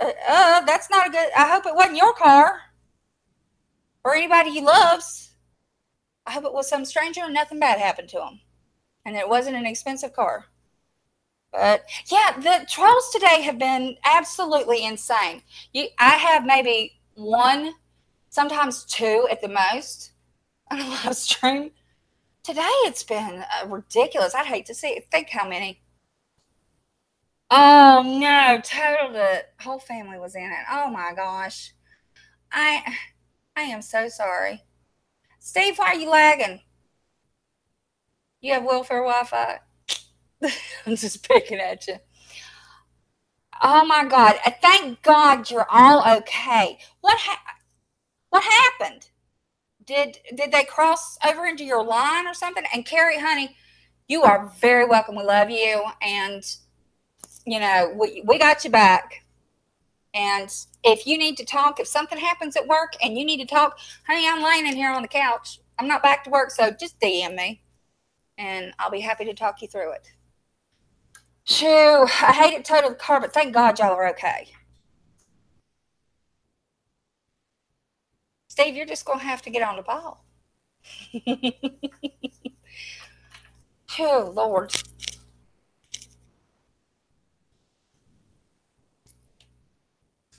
Honey, I've never been in one, and I wasn't old enough in the 80s.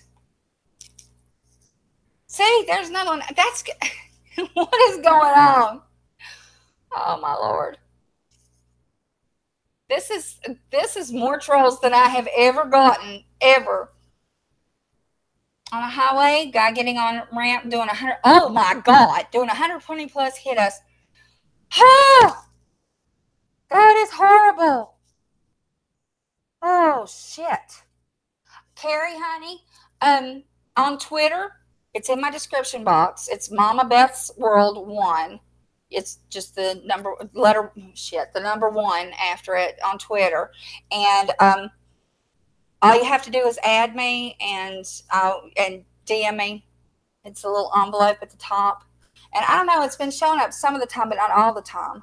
So, but just get me on Twitter, or you can email me if you want. It's mamabestworld@gmail.com. And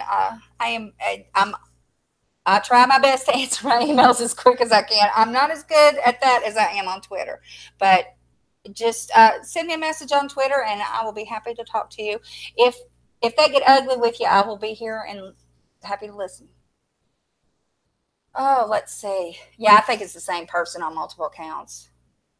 In their mother's basement with no life, probably in their tidy whities, and then they're going to go surf for porn. So, Christina, God was on your side. They left the scene.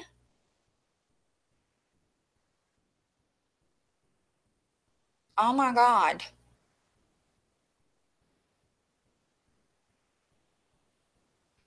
honey, you download it and you just add me. It's easy to do. Once you're on Twitter, though, you get addicted to it because it's easy to message with people and stuff. And Twitter's the easiest way to get in touch with everybody. And everybody in here has got Twitter, so and I think most everybody is easily found. So this is a good supportive group. We usually don't have this many trolls. I will tell you that they usually don't bother us. Yeah, God and several guardian angels, Christina. I can't believe that. Oh my gosh, how the hell did they leave? How'd they leave the? How'd they leave the scene? Eating beanie weenies in her tight whities.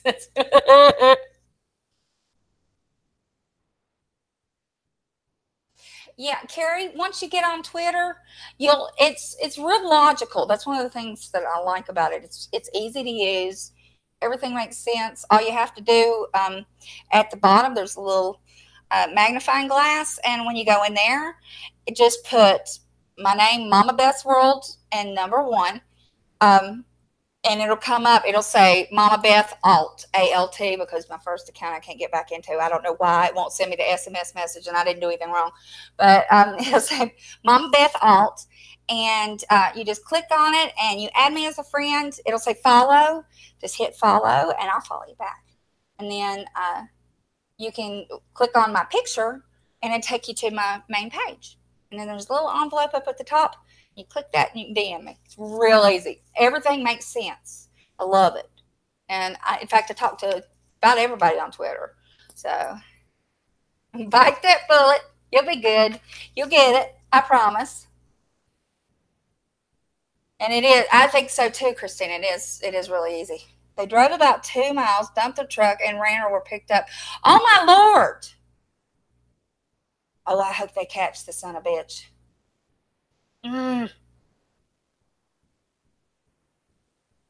Christina, I hope they catch him. Surely they'll find. Well, they found the truck, so they'll find the drivers.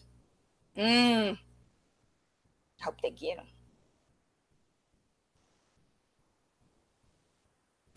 Christina loves Twitter. Christina's Twitter is hilarious, I have to say. She will get on a roll, and honest to goodness, it cracks me up. I'm like, ooh. she says what she thinks, which I appreciate. It's funny. Oh, didn't even stop to see if we're alive. Holy crap! Upside down in the ditch on the other side of the highway. Never stopped. I hope they find those sons of bitches. And then I hope they let y'all just beat the crap out of them. Sometimes, I think homemade justice works better than the other kind of justice. And that's just the truth of the matter. I know you love Twitter. And Chris, you have to follow her because she's funny. She gets worked up about stuff, and when she's riled up, oh Lord, she can spew it. I don't know how you haven't had a timeout or been put in Twitter jail for some of the stuff, because I'm like, I laugh. I would never. Anybody that would report you is a butthole because your stuff is funny.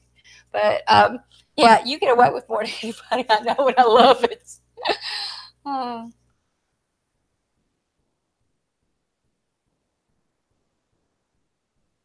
Oh, you can make your Twitter private. It's not hard, Carrie. You can put in any name you want, first of all, and then you can make it public, or you can make your messages public or private, and you can put, and what it'll say when you do it, it'll say your tweets are protected, and if you need help, just holler at me. But you can have your tweets protected. That way, anybody who wants to follow you, it'll say, if they hit follow, it'll say pending, and then you have to approve anyone who wants to see your tweets. Okay, it's a lot of people do that if they don't want everybody and their brother seeing what they write. But some people, they have family and stuff that they just don't want knowing their business. And sometimes, like, you just maybe want to keep things private. So my 2 kids were in the car with husband and me. Although they're grown, they're still my children. They hit us and left us for dead. I, that is absolutely awful. Christina, I am so sorry. I am so sorry that happened to you, but I am so happy. I'm so grateful, and it's such a blessing that you all came through it safe. Y'all aren't hurt, or God forbid worse. Um, it's that's scary, and I hope they find them. I hope they find them, and I hope they're punished. And they probably were drunk or high, and it could have been a stolen vehicle. But you know what? There'll be fingerprints in it, and if they have ever been in trouble in any other way and their fingerprints are in the system, they should be able to find them, hopefully. And yeah, I agree with Pirate. Make a separate Gmail account. Just go on Google and just say Gmail, and you just make one. And I honestly would make one that has nothing to do with your real name, and use it for your Twitter account. And that way nobody can trace it back to you, the real person. You can still contact me or anybody in the chat or whoever you want, because you'll meet different people through Twitter.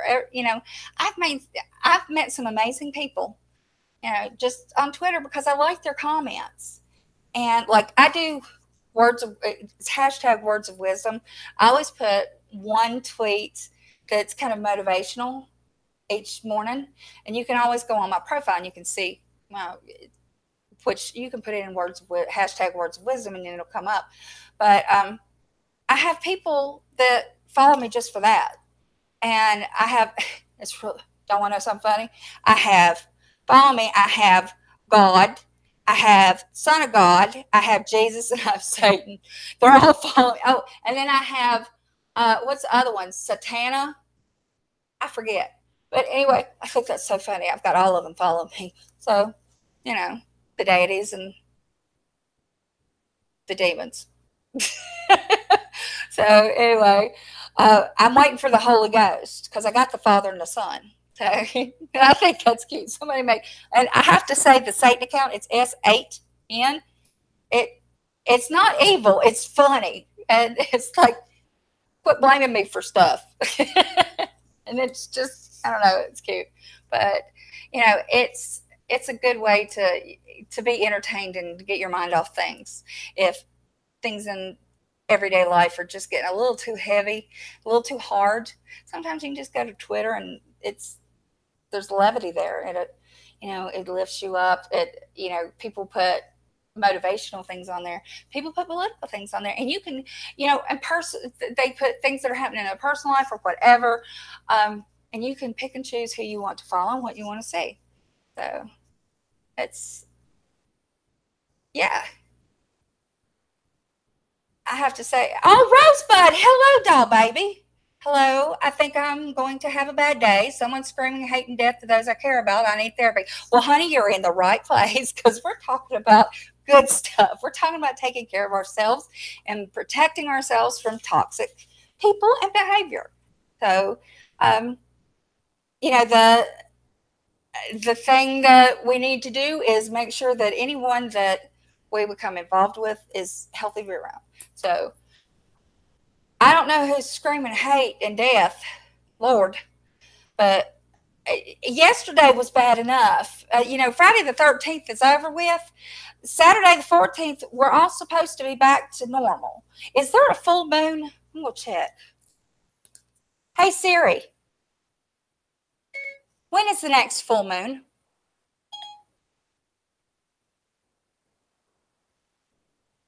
The answer is 4:20 p.m. Eastern Daylight Time, Friday, July 27, 2018. Okay, July 27th. What's today's date? Well, it's not a full moon. Hey, Siri, what stage is the moon in right now? What? Okay. I don't want to know about Mississippi. No. Checking. Hey, Siri, what stage is the moon in right now? Why didn't she listen to me? I hate this thing. Hey Siri, what stage is the moon in currently? No, no, you idiot. I don't know. Somebody look it up. That doesn't sound good. You're an asshole, Siri. Siri? Hey Siri. You are a jerk. I am? Yes. I talk ugly to Siri and that bad. Oh. Yeah, Christina's at my husband's wife, and I think that's so cute. This yesterday was bad enough. You know, literally, I saw people that I would never. I don't get it. What's the point? You know, it's just I saw people yelling and screaming and cussing, and you know, I saw people that are usually just a little on the off side. Since I can't use the word crazy, since I'm a therapist, apparently that's a no. I saw people that are usually here, go here, and I'm like, what in the world? You know, when I stand up, what? What are you saying? Who is at it again? Is it the Toothless Wonder or the one that was a guest on TV that fell out? I mean, I don't know who's doing what anymore. I don't know why they're doing it. I don't know the motivation, because let me tell you, you couldn't. I love live streaming on Saturdays with you all. I try to bring positivity and happiness, and we talk about things that have happened to us and how to heal from it. And then we talk about things that are going on in the day. We talk about how to feel better.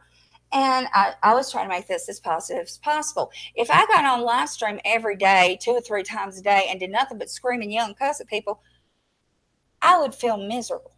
I would not be happy. I would not sleep well. I couldn't do it. I could not do it. And I don't think it's healthy. I think some people need to get off the live stream and go do something happy in their life. You know, go do something fun, because it's getting real toxic for a lot of people. Oh, Lord. New moon started July 12th. So we're in a new moon. Oh, she's at it again. You know what? I wish she'd just go away. You know, I really do.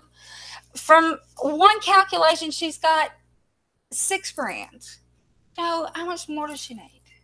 And now it's just become the whole thing. I have to say, I agree.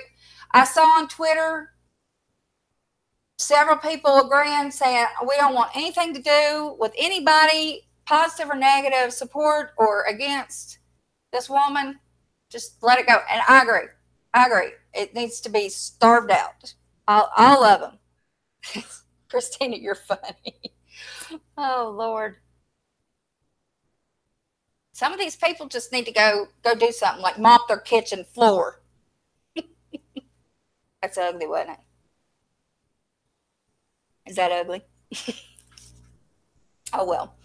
But, there's better things to do than scream and holler. Actually, I saw a clip from that person, Rosebud, and that's what made my jaw drop.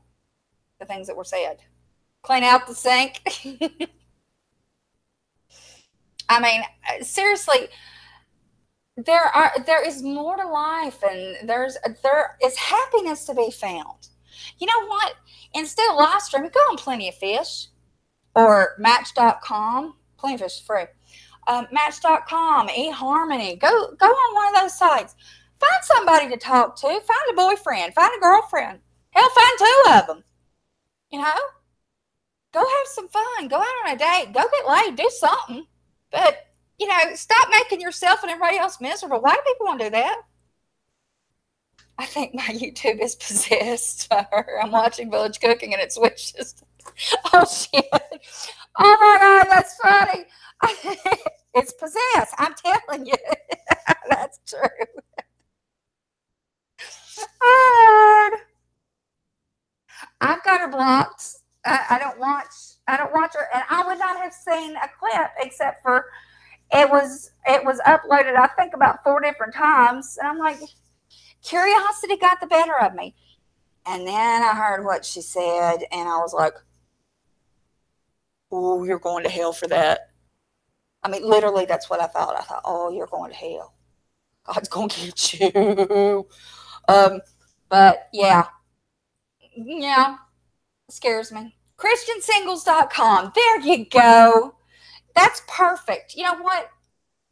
How about instead of paying for other things, I'm not saying them, we get her a subscription and give her the pass, let her set her password, but you know what? Just give her a subscription to that, and maybe that would make her happy. I think we need to make people happy. I think something that would bring joy and, not so much negativity. That would be nice for her. Oh, did you get your hair did? My hairdresser's nice was filled in at midnight from a Kroger and her dog. What? He walked in her back door. What? Your hairdresser's niece was, you're going to have to, was filled him at midnight from a Kroger and her dog ate him. He walked in her back door and was going to rape her. It was on the news. Okay. Oh,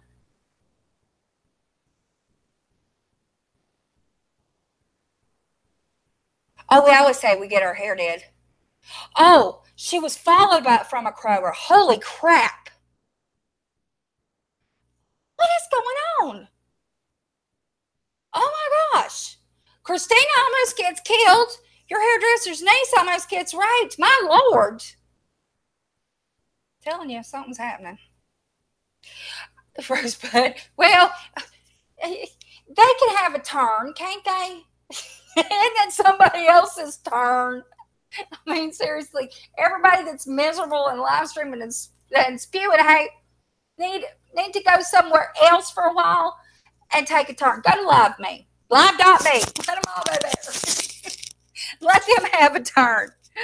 Oh, my Lord. Oh, shoot. Let me see. And I just sit here bored to tears. Oh, honey, come to my stream. You'll be fine. You won't be bored.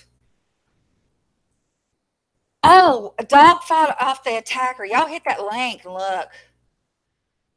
It says, I'm going to read it out. Police are continuing to look for a man who broke into a woman's Middletown home early Tuesday morning and assaulted her. The assault happened around 12:15 a.m. and the victim's mother tells WLKY her phone rang just minutes later. She called and was screaming, said she had been assaulted and the police were there, and then she hung up, Beth Rojas said. Rojas raced to her daughter's home in the area near Evergreen Road, not knowing what to expect. I was thinking the worst. I was thinking she was sexually assaulted, Rojas said. But Kelsey Leachman, 22, fought off her attacker. She had been on the couch with her dog, Layla, when she said the dog began growling and took off, running for the kitchen. Leachman followed and came to face with an intruder who had slipped in through an unlocked back door. I just stared at him first in pure confusion. Why was he in my house? That's when he ran toward me and yelled at me to shut up and get on the ground, she said. But Leachman did not. She ran for the front door. In a panic, she fell, breaking a flower pot in the process. And as she struggled to regain her footing, the man was suddenly on top of her. So many things were running through my head. I'm going to die. I'm going to get sexually assaulted. He's going to hurt Layla, Leachman remembered thinking. But Layla was not worried about getting hurt, only about her owner. Leachman had saved the pit bull 2 years ago when she had been dumped by the side of the road. While she kicked and screamed, Layla growled and bit the man over and over. Hurt and limping, he took off running. It could have been a lot worse, so I'm just thankful. So thankful for Layla. She really did save my life, Leachman said. Police do not think this crime was random. In fact, it appears Leachman had been targeted. She believes the man followed her home from a second job. She works late at night. The night of the attack, LMPD did bring out their canines, but they lost the man's scent at a nearby Eastern high school. It's possible he followed Leachman home from work and then parked nearby to avoid detection. She describes her attacker as a black man in his 30s, about 6'2", and weighing 250 pounds. He had no facial hair and a buzz-style haircut. So far, no arrests have been made. Oh my gosh. That's crazy. Thank God she had that dog. Oh, that dog would be getting treats every day of its life. She beat him with the flower pot pieces while the dog was on his back, biting him at the neck. Good for her.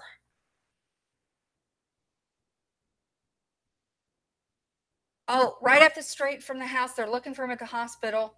He has extensive dog bites from her pit bull. I hope he got him right in the crotch.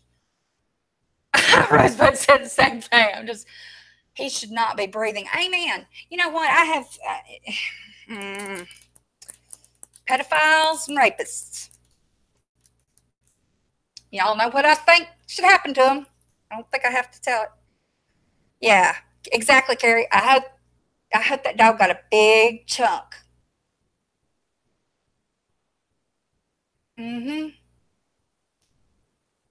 Yeah, I'm trying to be PC. I'm trying. But y'all know what I'm thinking. Y'all hear what I'm thinking. Tell you what. Anybody, I love pit bulls. Not even gonna lie. Love Rottweilers. I've had Rottweiler. I had a beautiful Rottweiler named Annabelle, and it was when my daughter was little, and it was funny. She'd say, "I want to walk Annabelle," and we lived on a street that was like a cul-de-sac, and I'd say, "Madeline, you're not walking that dog. That dog's walking you."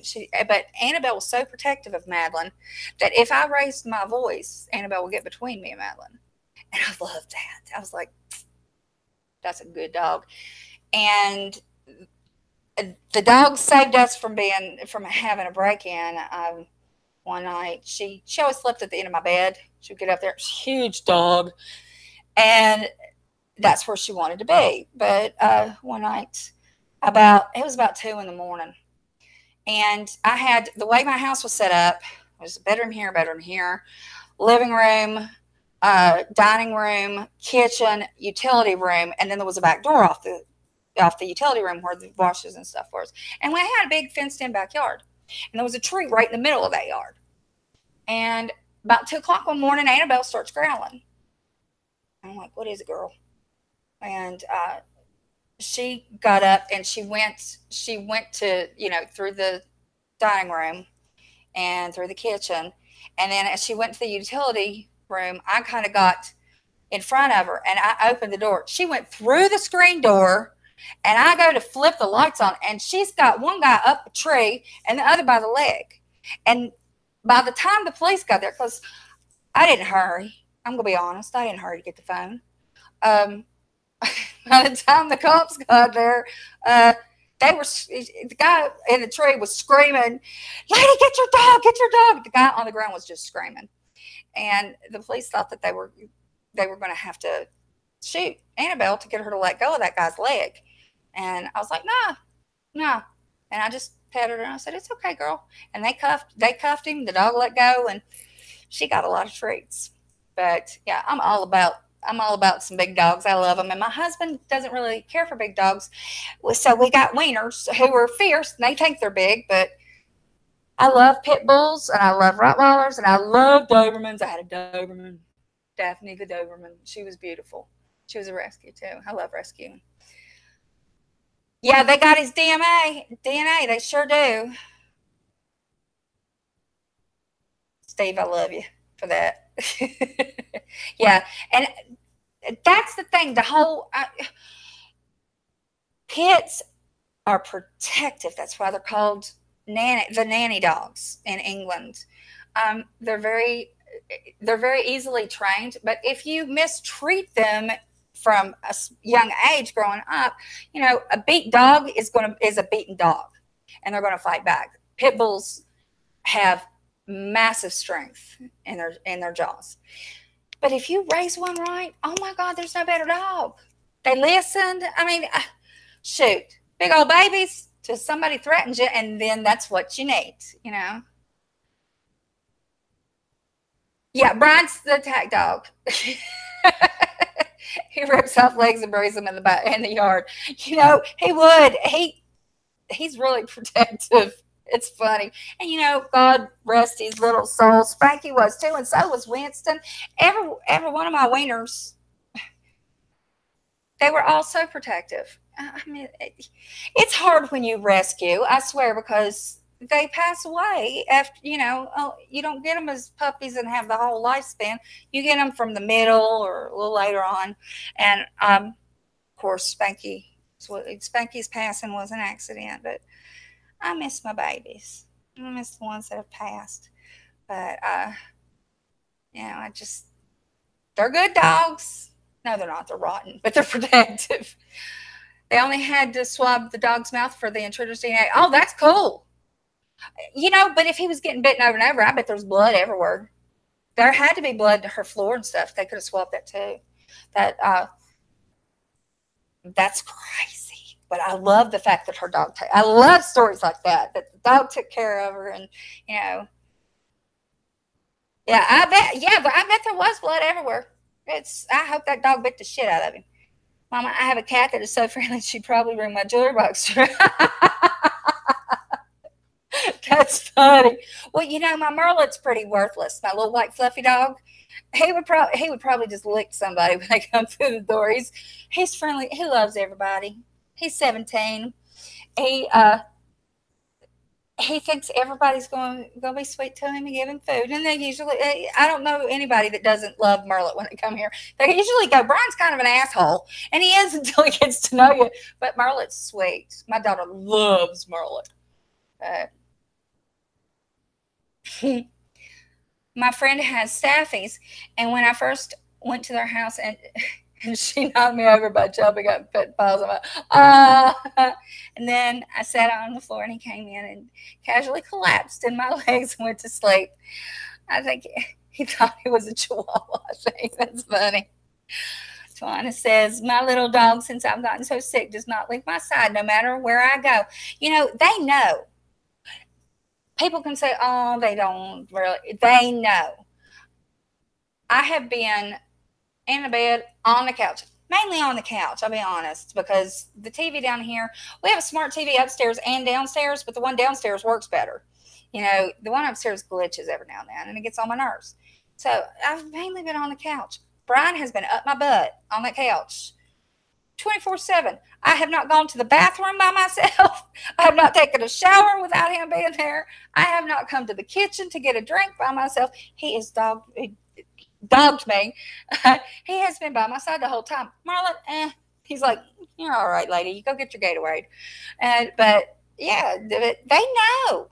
They know when you're sick. They know when you're upset too. They know when you're crying. They know when you don't feel good. But yeah, I love that. Thank you for sharing that. I appreciate it. If I had my earbuds out, my cat would walk across because she tries to get to my body. She does every time we talk. Every time we talk, that cat comes across. She's like, hello.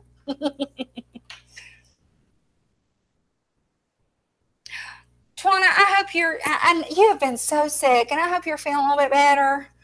I hope things, take a turn for the better. You've been through so much, and you are in my prayers every night. Every night. And usually every morning, too.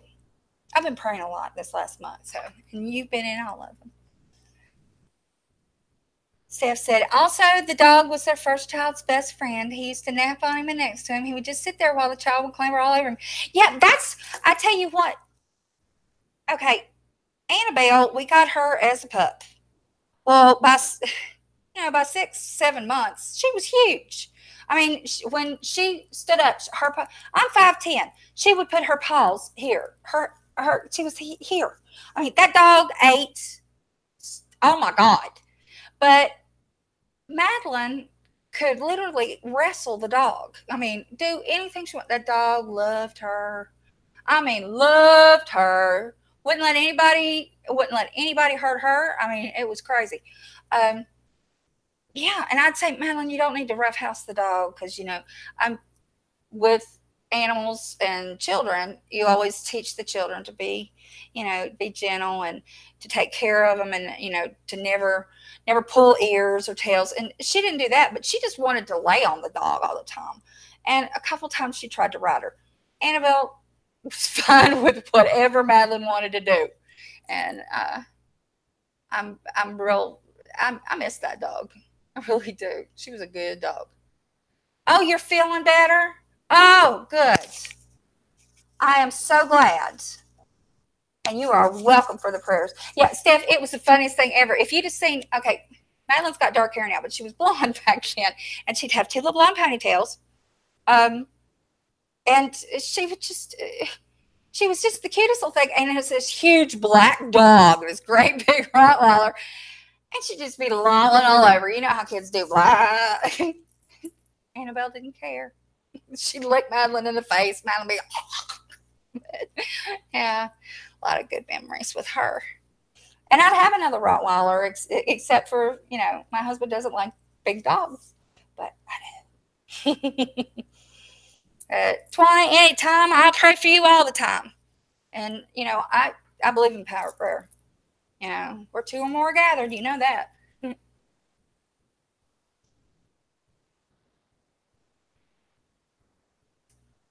And Steph, get one while you're pregnant, because they know. Get one get a breed that's known for loving kids. Pits are. Don't get a wiener dog. Don't get a Dachshund. I'm going to tell you right now, Dachshunds are not great with little kids. Don't get a Dalmatian or a Chow. They're not known for being great with children. But there are a lot of other dogs that are, and we've always had pets, and so Madeline grew up with having dogs and cats. We had a tottering named Baby, and she saved us from a break-in when I was in high school. Right? I was like, what the hell's a tottering Rottweiler? Oh, that's awesome. See, they're good. I'm telling you, pit bulls, Dobermans, Rottweilers, all the retrievers, collies. Collies are great. And, I got Annabelle because I was living on my own. I was working in Greensboro. I lived in Thomasville, North Carolina. And I was living on my own for the first time with my daughter. And I was getting divorced from my first husband, and I was afraid. I had never lived by myself before. And then to have to protect myself and my child. And, and I had a gun. I mean, we always had guns. But but when you're asleep, if someone breaks in and does something to you, you can't reach for that. And I thought, you know what? I'm going to get a dog. And somebody I knew, their dog had puppies, and it was purebred. And I think I gave $100 for it because we were friends. But it's a great dog. German Shepherds. I love German Shepherds. My aunt and uncle had a German Shepherd called Cedar. And whenever anything went wrong in the house, they'd say, Cedar did it. Cedar did it. But I love German Shepherds, and I would have one again in a heartbeat. But once again, we have little dogs. But Pirate says, I had a golden and protective as hell, especially the kids. Yeah. I love dogs. Yeah. Steph, honey, you get what you want. You get what you want. The hubs was wrestling with the kids, and I think she would have bit him for real. It's crazy how protective these dogs are of children. And, oh, Lord, if I'd have tried to spank Madeline, I do believe I would have gotten bitten in a bad way. I mean, there was no way you could have done it. I didn't spank it away. But if I raised my voice, which we're not really yellers. I talk loud anyway. But the only time I yell is if I'm like, honey, or it's time to come in. But in the house, I try not to yell even when I'm mad. I have a tendency to lower my voice and start talking like this. When that happens, the shit's going to hit the fan. But if I raised my voice even to call, or even got excited over something, and she would get between us. So, yeah, German Shepherds are beautiful. I agree. Carrie said, my oldest cat is 21 and near the end. Do you think we see our pets after we pass? I believe so, yes. The Rainbow Bridge. And, the Garden of Eden was full of animals, and I don't see why heaven wouldn't be. It wouldn't be heaven without my pets, and it wouldn't be heaven without your pets, right? So I think it must be. I want to see all my pets again. That's my version of heaven. You know, I want to see all the people I love and all my friends and all my family that I love and who've passed on. That's who I want to meet. And I want all my pets there. And I want them all happy and healthy.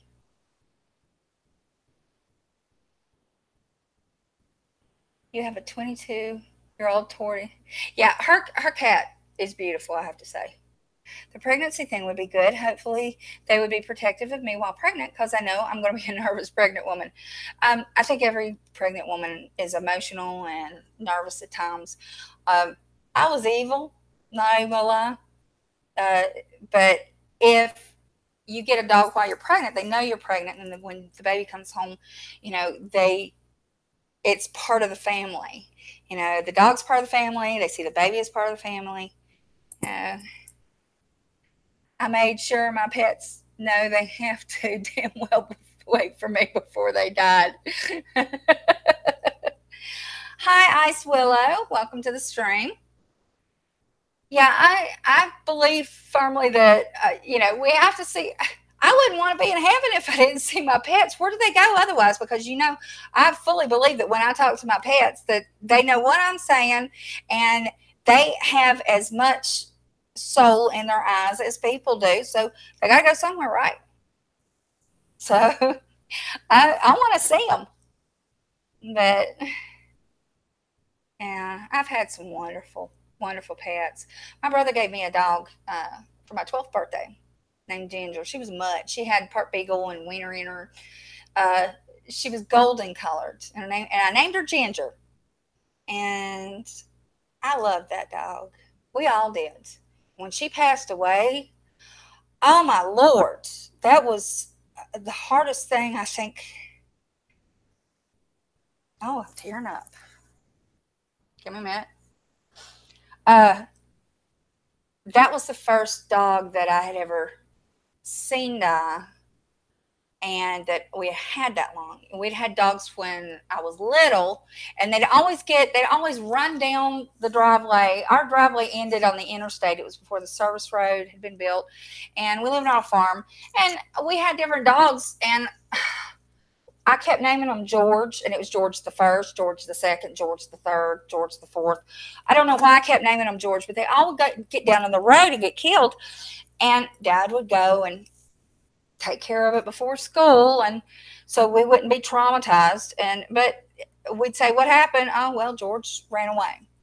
So we knew that, and then we finally figured out what was happening. But my brother got me Ginger for my 12th birthday, but she was all of our dogs, and when she died, it was like part of our childhood dog, you know. Yeah, I'd rather see my pets in heaven and never ever want to. Oh, yeah. Yeah, there's some relatives that I don't want to see up there. There's some relatives I think aren't going, frankly. uh, oh, Steph, you lost both the guinea pigs recently, and the only way I was able to with any of my pets is to believe I'll see them again. I firmly believe it. Yeah, we all love our animals. We're animal people. You have a mini goat. Her name is Adele, and she is absolutely the most loving animal. Ultra. Do you let her in the house? The mini goat, is she trained? I have never worked with mini goats. I've seen them. I've seen them on like videos and stuff like that. I think they're adorable. I had a goat growing up. We named it Billy Joel because it was a goat, Billy Joel. So I think it's so cute to have a goat. Yeah, that's cool. I want chickens, but my husband won't let me have them. I think it would be really cute to have chickens, to have a little chicken pen out back, and then I could get the eggs. He could build me a little chicken coop, and I just want about five. Five would be good, and then I'll have eggs. I won't have to buy eggs. And he's like, no, we're not getting chickens. Ah, yes, Steph, she's a mini. She's full grown and looks like a baby goat. She's hysterical. You need to make a video of your baby goat. I have to see this. I need to see pictures, and I need to see a video of antics. And yeah, because I think that's adorable. We need to see the pictures. And she's house trained. Oh my gosh, who knew you could house train a goat? See, I learned something. We learned something new today, y'all. We learned something new. A goat can be house trained, and Twana has one, and we need to see pictures and videos. I want to see. Oh my gosh. Hi, Michael D. Oh, honey, I'm doing so good. The trolls have left. It's kind of like a rainstorm. You know how you have like a real cloudburst? We had a cloudburst of trolls, but we got rid of them. Everybody did a great job knocking them out. But I'm feeling so much better. If y'all notice, if you were here in last week's live stream, I was struggling. Not even gonna lie. I'd had coffee, you name it, trying to plenty of caffeine, trying to keep myself, and I tried, and I did okay, but I looked real pale, especially by the end. I was looking at it, I thought, you don't look too good. And I thought last Saturday that I was over getting sick, that 3 weeks would be enough to get used to it. And as God is my witness, hand to God, right hand to God, no sooner did I get off that live stream, and I went in there and I sat down and I thought, oh shit, I'm tired. And I thought, oh no, I'm sick. And then I was like, eh. And I thought, it can't be coming back. It just can't. When is enough enough? And Sunday, I was in bed all day long. My poor husband, he waited on me hand and foot. I thought he was going to have to carry me to the bathroom a couple times. And then this week has just been really hard. But I was good last Saturday. I feel good now. I'm happy. Have I seen the time? Oh, shit. We ran over. You know what? Let's just go till 4. And do y'all want to take a break? What do y'all want to do? Do you want to take a break now and come back, or do you want to just keep going and end it at 4? What would you all like to do? I'm actually feeling pretty good. I don't even have to go pee yet. Thank you, Carrie. I'm happy. When I feel healthy and I'm not having pain, I try to stay in a good mood. This is how I normally am, like when I'm not going, I'm done, I'm in pain, and I'm a bitch. But okay, break please. I don't know when 4 is. Okay, well, it's 3:27 my time right now. I don't know. Do we want to start a new stream, or you know what? Everybody's in here. I'll mute and let's take a 5-minute break. Go to the bathroom, go get your drink, get your snack, get your smoke, whatever it is you need. Light them if you go. But thank you, Lucian. Thank you so much. I love your name, Lucian. Not staying, but got another affirmation for you. You're just thank you so much. Yeah, let's take a good old 5-minute break, 5 to 10, somewhere around there, and I'm gonna turn my camera off and mute, because y'all know my husband doesn't do on camera. You'll hear him every now and then, but in case he wanders around this way or has to pick something up, because he doesn't do on camera. But anyway, let's do 10 minutes and I will be back. How about that? All right. Yeah, it's 4 p.m. It's 3:29 right now.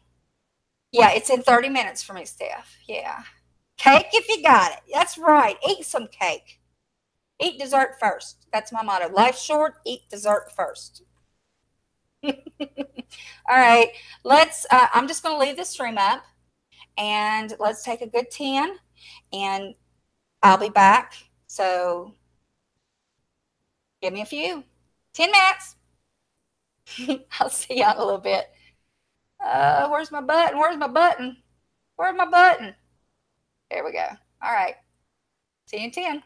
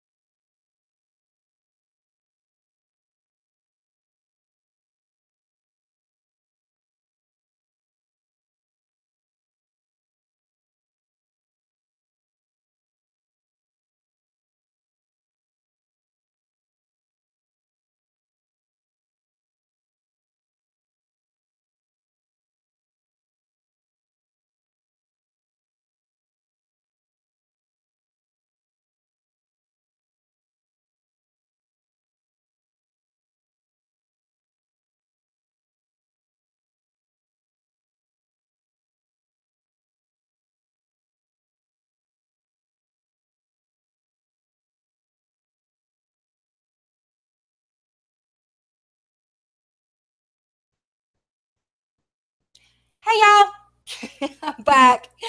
Let's see. Let me pop out the chat again. Did everybody go potty? We all good? Everybody get something to drink, bite to eat, smoke if you smoke, whatever it is. Did you eat cake? I hope so. If you had some, eat some for me. I can't have cake. But let's see. Oh, Kelly, yeah, we did a 10-minute break, and I hope everybody, is settled in. I'm going to go until it's 3:41 here. I'm going to, oh, there's Beck. I'm going to go until 4 o'clock my time, and the reason is I got a notification from Uber Goober, and I don't want to go into her time because we try to be respectful of everybody's time, all our friends and stuff. So we'll do a little bit more, and we'll talk a little bit longer, and then at the top of the hour, we'll go ahead and finish out today's stream.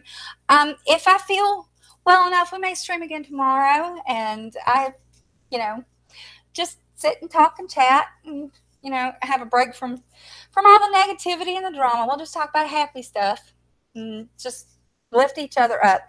I always say happy people are happy for other people, and that's one of the things that I love about my live chats, my live streams, is that I see everybody in the chat lifting one another up and being so supportive. And whether we've had a bad day or a bad week or just a crappy time, we lift each other up. We can do the mental health chat. We can talk about that now if you want. Steph, I'm always happy to talk about that. We've just kind of wandered in a different direction, to be honest. But, and where we've gone straight through. I really kind of hate to go into Uber's time, but I wonder how long she'll be on. Probably come back and do another live stream, or we can do just a pure mental health chat tomorrow if you want, because I know a lot of people, they're not as interested in the domestic violence and abuse, but they want the mental health chat, and I'm always happy to do that. Y'all know I can talk about that till the cows come home. But I guess we can do that. We can do that later, or we can do it tomorrow. Y'all tell me what you want to do. I'm happy to do either, or we can keep going on a little longer. And those who want to watch Uber's chat, head on over there. But I love Uber Goober. As you can see, I've got my, in case you missed it, Felsie made my Goober Nation t-shirt, and I love it. It's tomorrow, all right? Okay, I'll tell you what, I'll put a notice out on Twitter what time, because I don't know what we're doing tomorrow, to be honest. I'm probably cleaning the house, so I'll be happy to get on a live stream when I need a break from all that.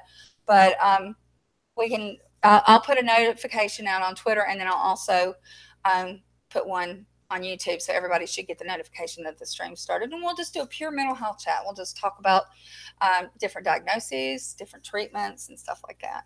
And that way we don't miss it, because today we ran over. We ran over by an hour. But it's nearly 9. Yeah, you're probably getting pooped. But okay, I see Lucian put a quote in this world, sickness of the body is inevitable. A sickness of the soul is not. One is made bearable if the soul remains strong. A sickness of the soul will, however, destroy all it touches.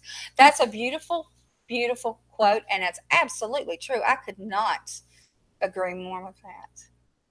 Miss Beth, been so worried about you, but I, who also suffer from health issues that are debilitating at times, can empathize. So know how healing a good day can be.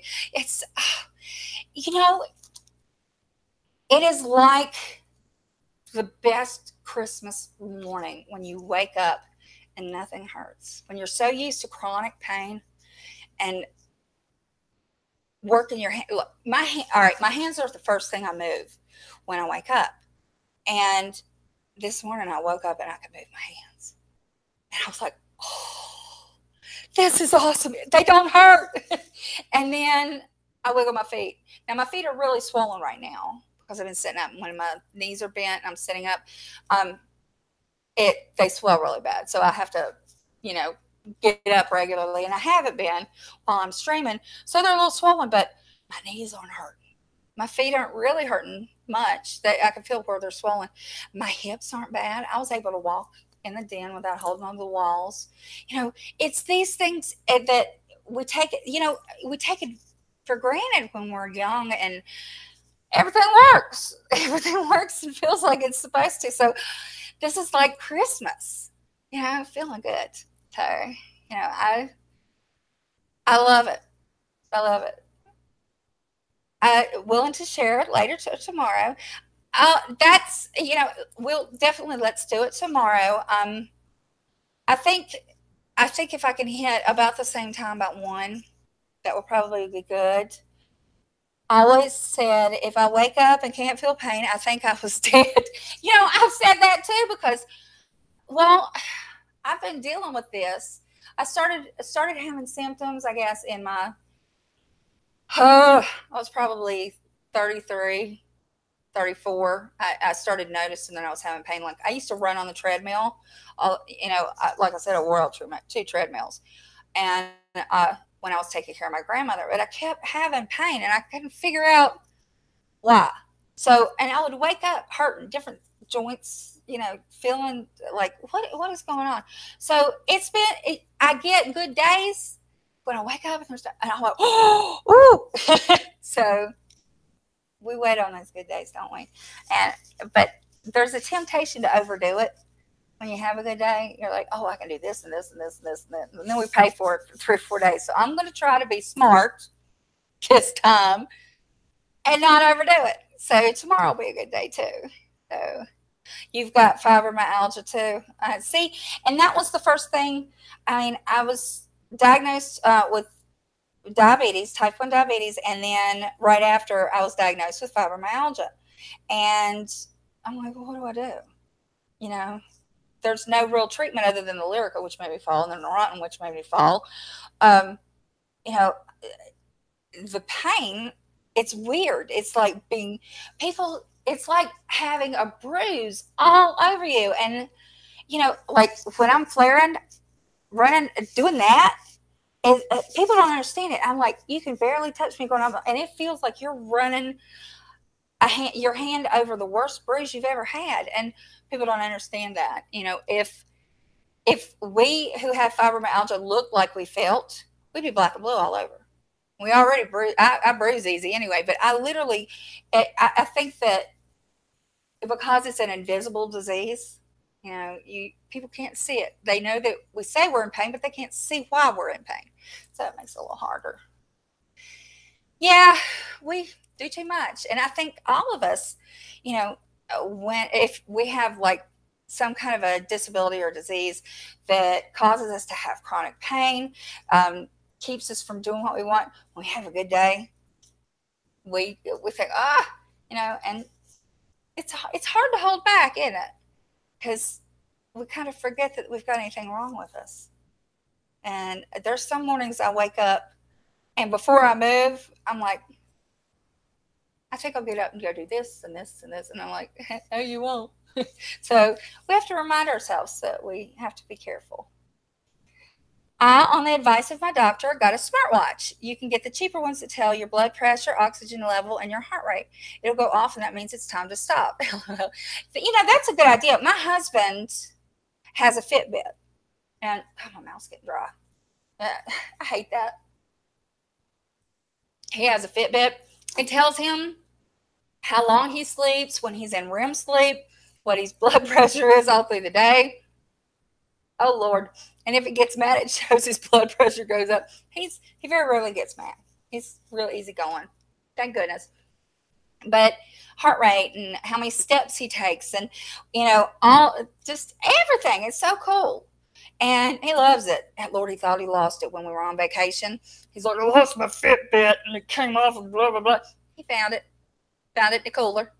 And then he tried it out on the air conditioner in my hotel room, and it works fine. I have to get him a new band. The band comes apart. But yes, those are great. My pain started in 2014, so I've only been dealing with it for 4 years, but I can't remember a life without pain. Yeah, you forget. You forget what it used. I think about all the stuff I used to do. I'm like, how did I do that? How did I manage to work 2 jobs, to run 2 businesses, and still go out dancing. I mean, literally, like in the last summer that I was, running, before I went to take care of my grandmother, I was running an advertising agency, the restaurant that I was part owner in. And then my daughter would go on vacation with my parents, or she'd be at her dad's, and because it's summertime, you know how it is. And I would go on Thursday and Friday and Saturday nights clubbing with my friends. I was young. I was, what, 31, 32. And we would go out dancing afterwards. And then I'd get up and go back to work. How did I do that? How did I have so much energy? And on my feet the whole time in heels. I never wore flat shoes. Now I can't wear heels. It's driving me crazy. But yeah, you forget what it's like to be able to do all that. But when you have a good day, you're like, oh, this is how every day used to be. And you're reminded again. And then you kind of get sad when the pain comes back. And you're like, really? That shit. What is this? I don't know what this is. Hang on. Oh, I'm getting caught. Oh, I know what that is. I tell you what, in one of my more popular, I will just say, my most popular video, and if you look at my channel, you'll see which one's the most popular. It's got the most views on it. Since the person that I was discussing has come back to YouTube, the views on that have shot up. I'm making good money on that video. Thank you for monetization, YouTube. She's mad. It's all right. That might be the way I found you. A lot of people found me like that. Well, it's got, let's see how many views it's got on it. I'm really proud. To be honest, I am so proud of that video because I worked my butt off on that. I researched, I interviewed, I mean, you name it. I talked to more people. I talked to family, friends. I want to make sure that I did it right, and it wasn't me. I want to be factual. So I put a lot of work in that. So I am very, very tickled that it did that. Not only did it do that well, but it's still doing well. Well, let me see. How many I got on here? I gotta go way back. That was November.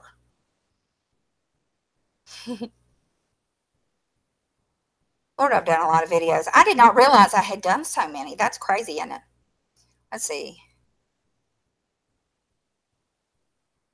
Well, the second one I did has 3.4 thousand views, which is pretty good. 86,000 views. I have 3,100 subs, about 86,000 views. That's not bad. That's pretty good. Everybody's been wanting me to make a follow-up. I don't know if I want to give her the attention or not, but then again, I don't know. So let's see. Yeah, I did a second one in defense. I'll tell you why I did it. That person did what they called the Santa Baby Challenge. Now, I'm sure all y'all know what a challenge is when you do a video. She did her makeup, wore a wig, put a Santa hat on, and then sang Santa Baby. And when you do that as a challenge, whether it's in the beauty community or whatever, it means that you want other people to do what you did, do your makeup for the holiday, put a wig or something on, Santa hat, and sing Santa Baby. And I thought, well, that's kind of a cute challenge, to be honest. That was back before I quit watching her. But anyway, Goober Nation, she did the funniest video. And she had, Uber makes the best parodies. Hand of God. She had her makeup all wonky. She looked nothing like herself. She had on a blonde wig and a hat, and I think she had eyelashes up here. She stuck to it. I took a screenshot and we put it on the computer. It was the funniest thing. And she's singing Santa Baby. Well, the person that I made the video that got all the views, the ugly one, the mean one, she struck the video, and then she made several videos live streaming, just attacking the crap out of my friend Beaver. So I made a video about it, and it's got a lot of views on it. I made it back in December when all that happened, but Lord, I was hot. I was mad. Hi, Chris. May I have your welcome to be here with you today? You sure can, honey, but I'm only going to be on here for about 4 more minutes. The name of that video, let's see. Bitchin' in the Kitchen. Now it's on this channel though. It was 6 months ago. Bitchin' in the Kitchen, and it's, oh shit! Wait a minute, I gotta turn it down. It's Bitchin' in the Kitchen. Truthfully, Trisha has another victim, and you'll see on the picture that I'm going and saying she attacks a breast cancer survivor. It's on there, but yeah, I was hot. Because I think the world of Uber. And it's got my old intro on it. And by the way, the music, if you've seen my older videos, you're watching my videos, you're having fun. Honey, good. That's what I want you to do. I want you to have a good time. I want you to learn something, to feel supported, to feel, to get a little education. We all want to learn something somewhere, right? But I want people to enjoy coming. But yeah, you can check that one out. I was mad. I was mad. Let's see. As I said, I can't stay. Try tomorrow though. Also, I recommend to you all to try CBD oil. Honey, I've tried CBD oil, and to be honest, the chemical that gets you high, the THC, the topical does not work for me. I'll just be honest. When we're talking about CBD oil, I am all for legalization for medicinal purposes, 100%. I have tried CBD oil creams. I've tried ones that were supposedly really strong. They really didn't help. However, I did try the under the tongue tincture, the oil just under the tongue. That helped some. It has to build up in your system. I like the fact that it helps some, and it metastasizes, not metastasizes, it metabolizes in your liver, so you don't feel weird, you don't feel high or anything like that. So yeah, it did help with my fibromyalgia. I did notice a little difference.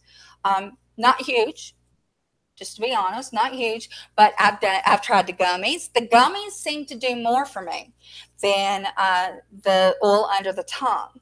And yeah, you can buy them everywhere.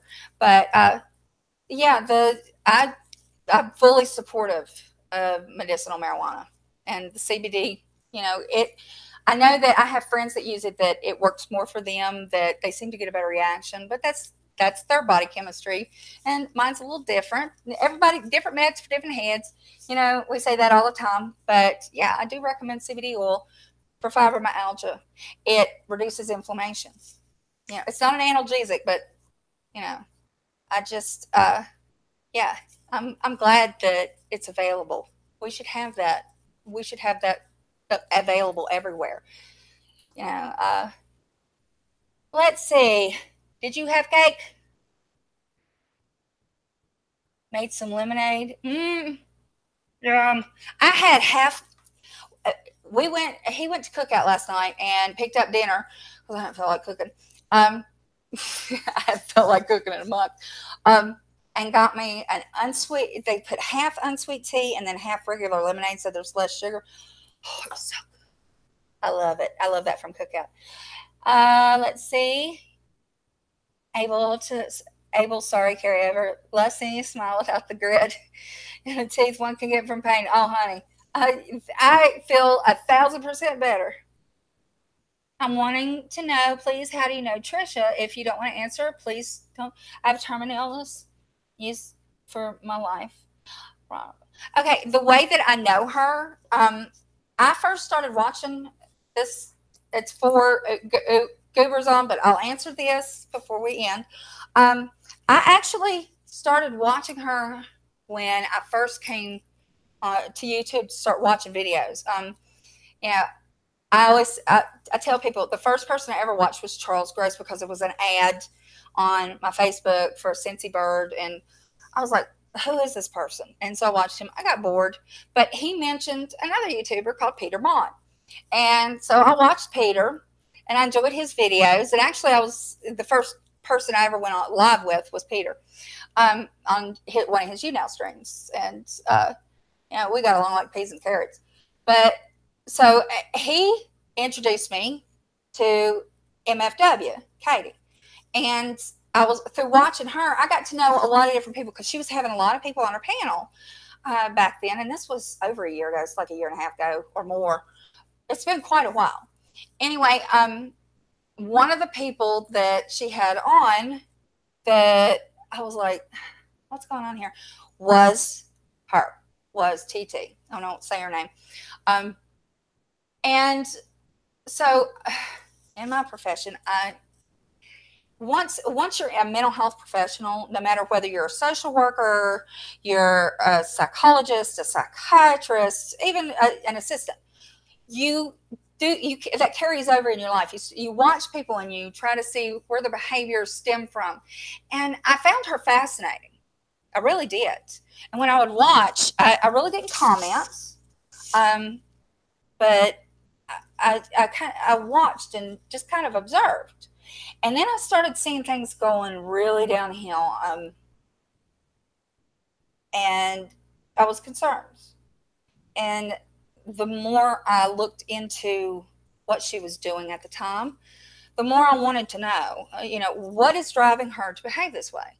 So finally, people were making, this was after she had been on TV, and people were making all these horrible videos on her, and there was all this misinformation. I thought, you know what, somebody needs to do an honest video saying this is what has happened in her past. All these, I wanted to set the record straight, but I didn't want to be mean. That was my main thing. I didn't want it to be malicious, vindictive, nothing. I don't hate the woman. I don't care. Either way, I think she's interesting because of what she does, but I don't agree with what she does. I think she does things, to get attention, and she gets negative attention.